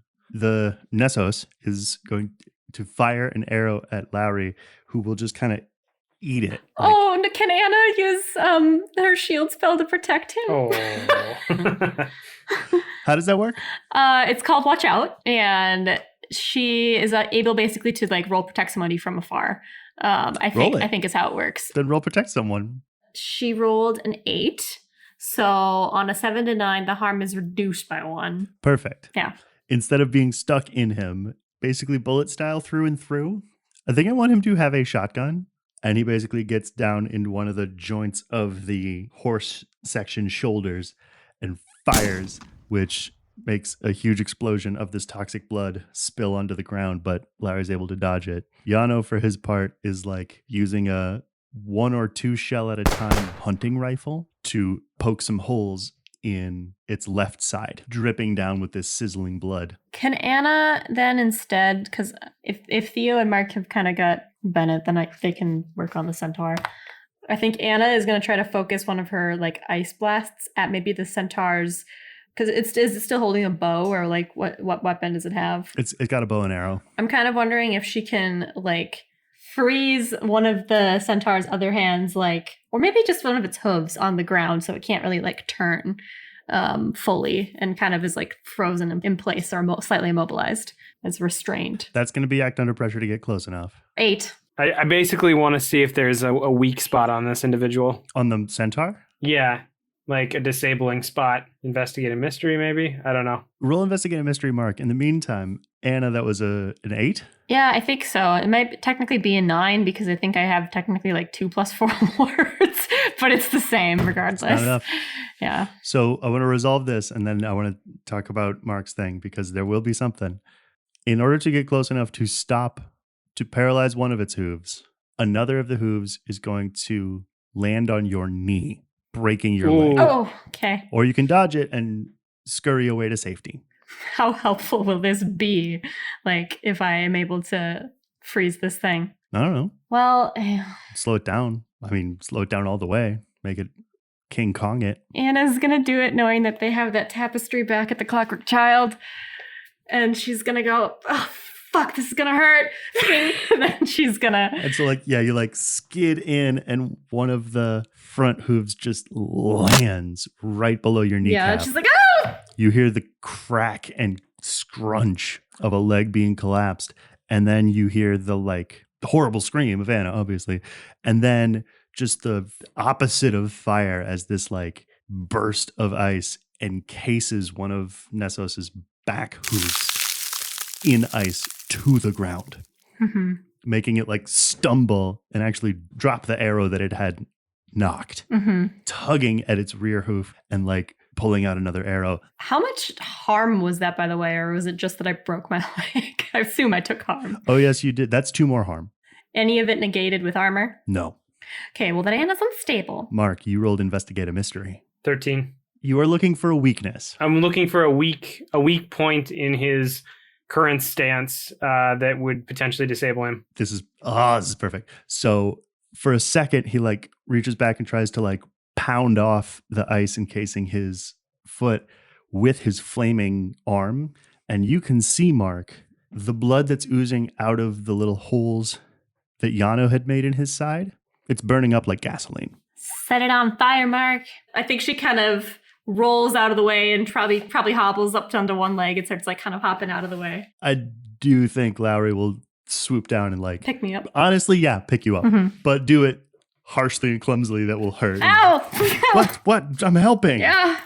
Thanks. There's no like man-made objects around here, right? Just the casket that you can't get to. What are you looking for? And the torch he dropped. And the spear he dropped. And his 2 fingers. I guess I still have precision. I was going to try to find like a pipe or something to like centralize a shot of like fire into this. Actually, no. I'm going to get up close and shove my fiery blade into him in that spot. Okay. Roll act under pressure to get up close. That's a 14. Advanced move. Gunga damn. So the first thing that happens is that Mark, having freed Theo from the clutches of Bennett the First, and sort of noting, I think, that Theo appears to take no notice of him in this situation, looks back at Nessos, sees what's happening with the blood, sees what's happening with the fire, takes the flaming sword, and rushes into the fray. As you are running, Catrell is still trying to like slough off the acid that's on her clothes. Yano is reloading. Lowry has flown away with Anna. you are the one who is running towards the centaur, and so he is focused on you. He pulls an arrow, knocks it, and fires. You jump over it. He does it again. You jump onto that arrow and run up it to get close enough and high enough to have a clear shot. This is like an anime. I know, I don't think what's happening. Roll, kick some ass. 10, 12. Pick your advanced improvement. At this point, double harm. Yeah. Send it. I'm gonna full send, just boom, dead, done, get it. This is what is going to happen. You swing the sword around so that you are bringing it down. It's not a slash, it is a stab, and you are stabbing it with the entirety of your body weight and the gravity from your jump. Like Zelda or Link style when in Super Smash Brothers when he just like comes down for one of the special attacks, just straight down. A little bit because it's less straight vertical and more a little bit sideways. Sideways to get it in. Okay, got it. That you are like, and then you are basically hanging by your sword off of him, which then begins to drag down the side of him. Oh, hell yeah. And this is, as you might imagine, extremely painful. So he will drop his bow and grab one of his arrows with his left hand and thrust it back at you, which you will just eat. So that's going to be a huge arrow in your side. That'll be 2 harm. Take this, you son of a bitch! Ah! Minus your armor. And then press the advantage and push the sword deeper in, and the fire of the sword will actually burn hotter. I think Mark lets out just kind of an exasperated from getting hit by that arrow or whatever, just and like shoves it in farther. You ever seen somebody drop a match inside a gas tank? It starts as a very quickly spreading flame. There are spouts of blood coming off on your end and on the other end that Lowry had shot off that are just, they're spewing just these spouts of acidic blood that then become spouts of flaming napalm. Blood, then fire starts to come out of the centaur's mouth, then eyes, then ears, then all of these cracks form, and it just bursts. And Mark is thrown clear. Does this hurt Theo or like the rest of her family? Because like what I'm getting is that this is like almost like the centaur. It is the centaur. Theo, roll plus cool. 10. Your attention is pulled backwards towards the exploding centaur, and you are aware and conscious of the fact that his heart is still intact, and you are able to successfully prevent yourself from immediately consuming it, and your apotheosis ends. Okay. Theo will look from the pieces of the centaur thing to Bennett. Hooves and fingers and hair. The casket doesn't have anything standing in front of it anymore. As you turn back to him, he is in the middle of screaming, "No!" The legacy that you've left us is tainted and dishonorable. And Theo will sprint to the casket. Behind you, you will hear him sort of running after you and screaming, "You are killing us!" I want to throw up a wall of force to prevent him from coming to me. Roll use magic. 12th, advanced move. You throw up this wall, and even though he's a ghost, he slams into it and is pounding on it like the last scene in The Graduate, but gross. I am not killing us. You are the one that ended us long ago. I'm bringing us back to life. I want to open the casket lid. I do think it pleases me to imagine that Mark, singed and stained, is near enough by as well. So you and Mark are by the casket. Okay, Theo's going to throw open the lid. And I think over Skynet, as she's pushing it open, Mark, I need your fire. I'm with you though, right? You're close enough, and so yeah, you will sort of like be sitting up in this pile of ash and blood and be like, "Huh? Yeah, totally." Huh, right. Here. And I think Mark runs over and then what do you need? Burn this, burn it all. You got it. I want Theo to roll use magic, and I want Mark to roll help out. I think as you say that, Mark takes a pause for a second and then grabs your hand, looks at you, and then turns back to the bones and then goes for it. I got a 7. That makes my magic roll a 12. Advanced. Mark holds out his hand and his fire, and Theo pulls it into the casket and basically makes a flame tornado.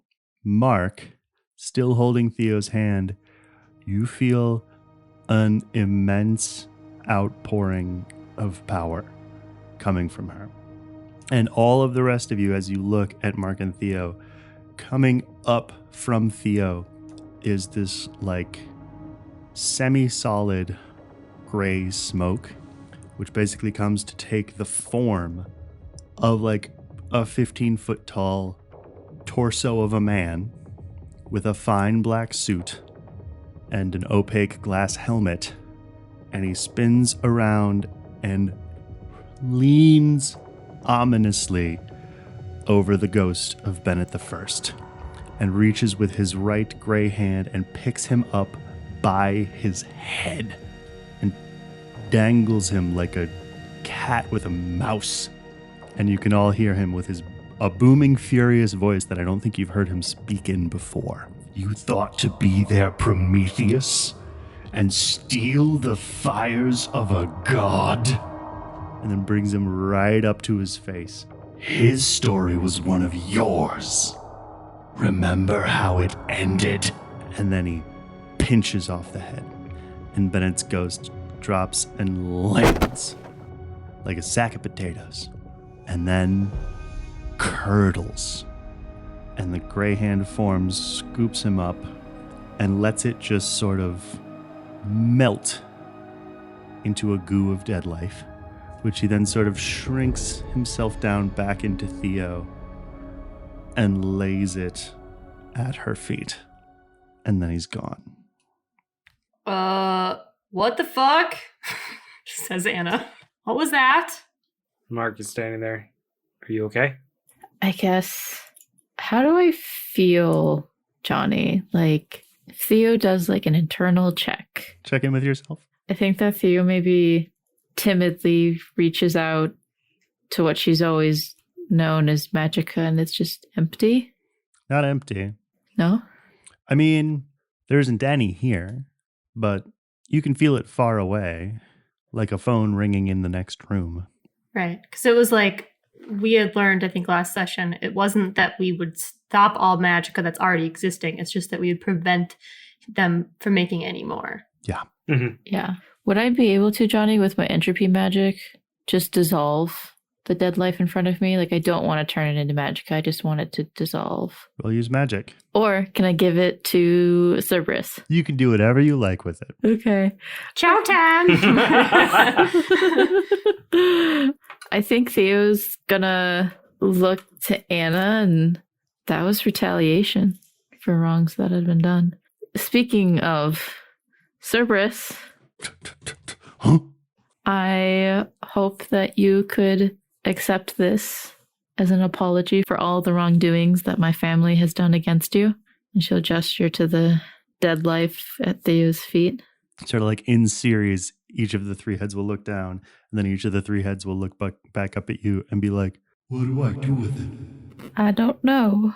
and then he'll sit down and then sort of shyly slide himself towards you twice and be like, Can I eat it? Is it safe for him to eat it? I don't want to hurt him. He dies. He is kind of the guard dog of lost souls. So I feel like if anybody could eat the dead energy of a soul, it's him. Is Mark because he has a connection to the other side? Is he able to create kind of a bridge from this thing to him safely? a bridge from the dead life to Cerberus? Yeah, I mean, he's got 3 mouths. What are you trying to do? Placing a hand on his shoulder and then grabbing that and channeling it. But I don't know what that's going to do to me. So I want you to roll help out. 11. The question remains asked, Theo. Can he eat it? Yeah.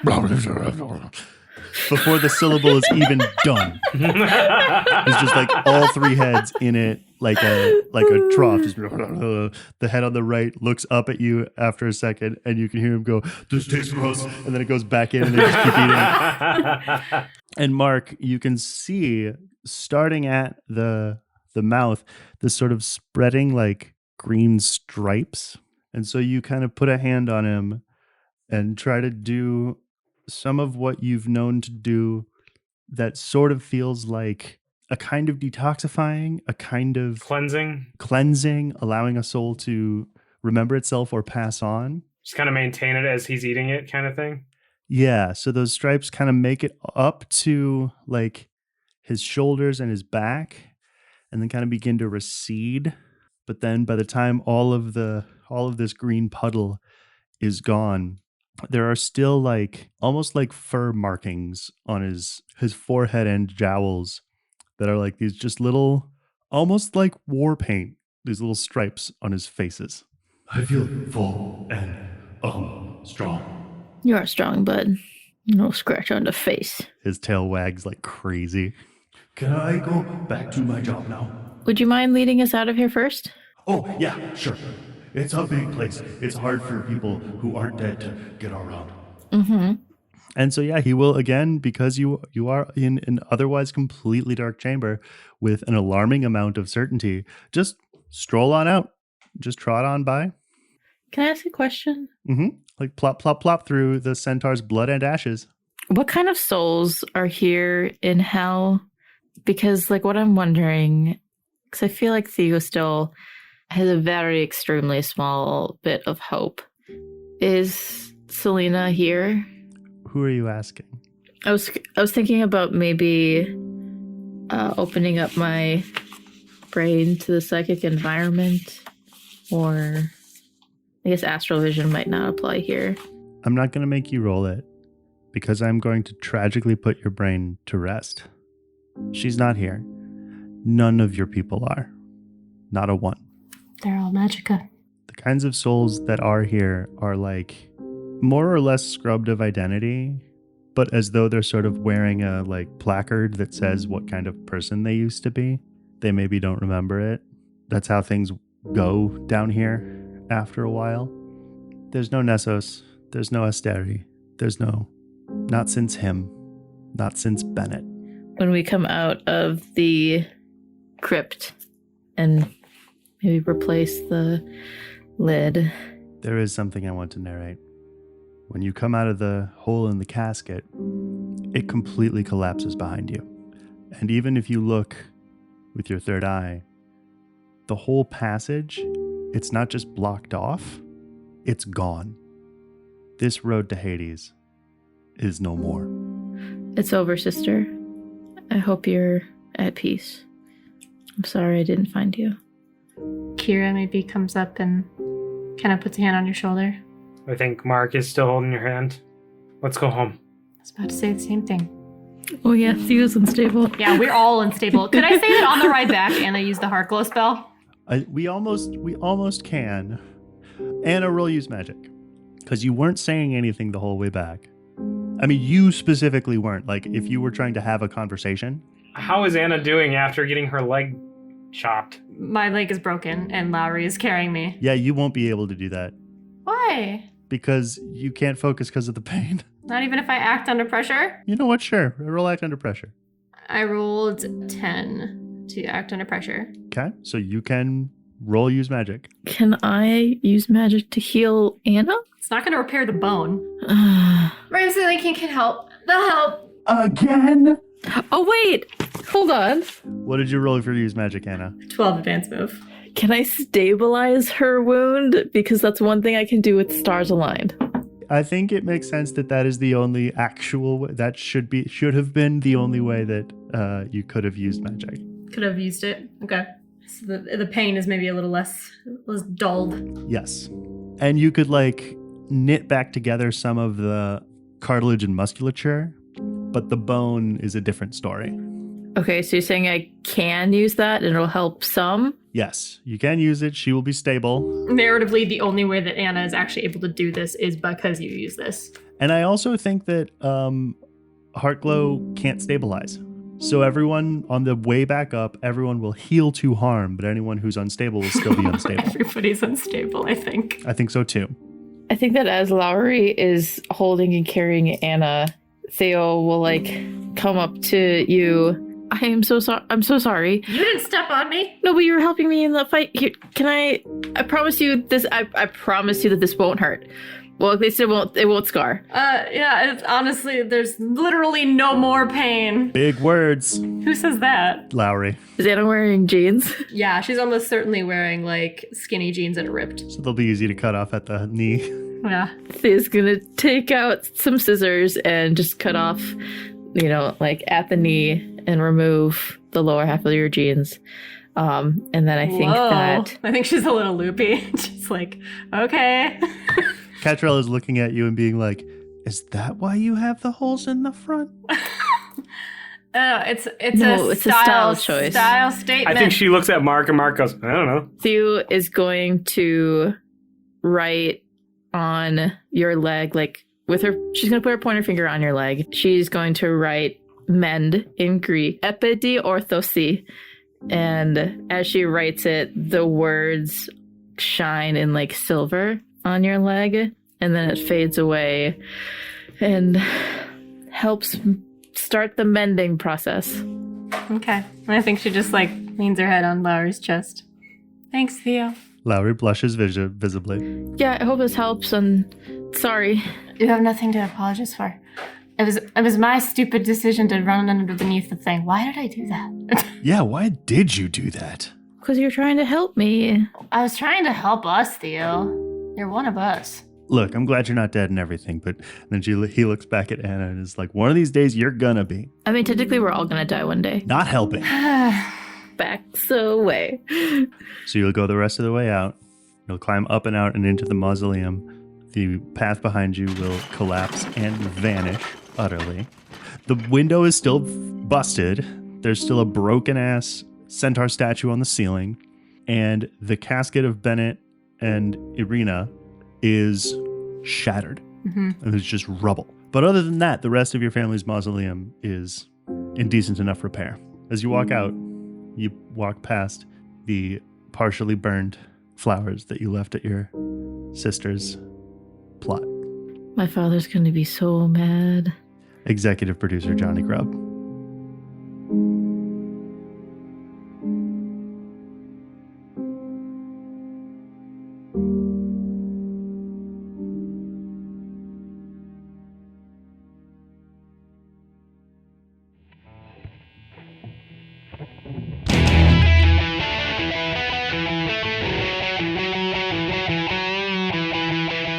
This has been The Monsters Playbook, featuring Detjen-Wander as Mark Clayton. Lauren Johnson as Anna and Kira Ashwood. Miah Detjen-Wander as Theo Nessos. and Jonny Grubb as literally everybody else. Our theme song is by me, Jonny Grubb. The Monsters Playbook is produced and engineered by Miah Detjen-Wander and edited by Miah Detjen-Wander and Lauren Johnson. If you liked this episode, please tell a friend. We love friends. You can find the Monsters Playbook on the social network of your choice. We're on Facebook, Instagram, Twitter, Tumblr, and now on Blue Sky. You can also hang out with us on Discord, and if you like what we're doing, please consider supporting us on Patreon. We'll see you next episode where, as always, I'll have some good news and some bad news. Thanks for listening.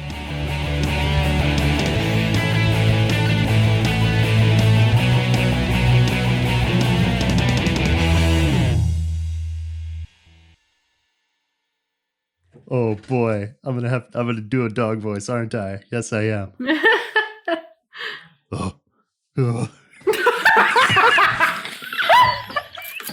Sounds like you're getting ready for like a death metal song. He goes, ooh, ah, ah, ah, ah.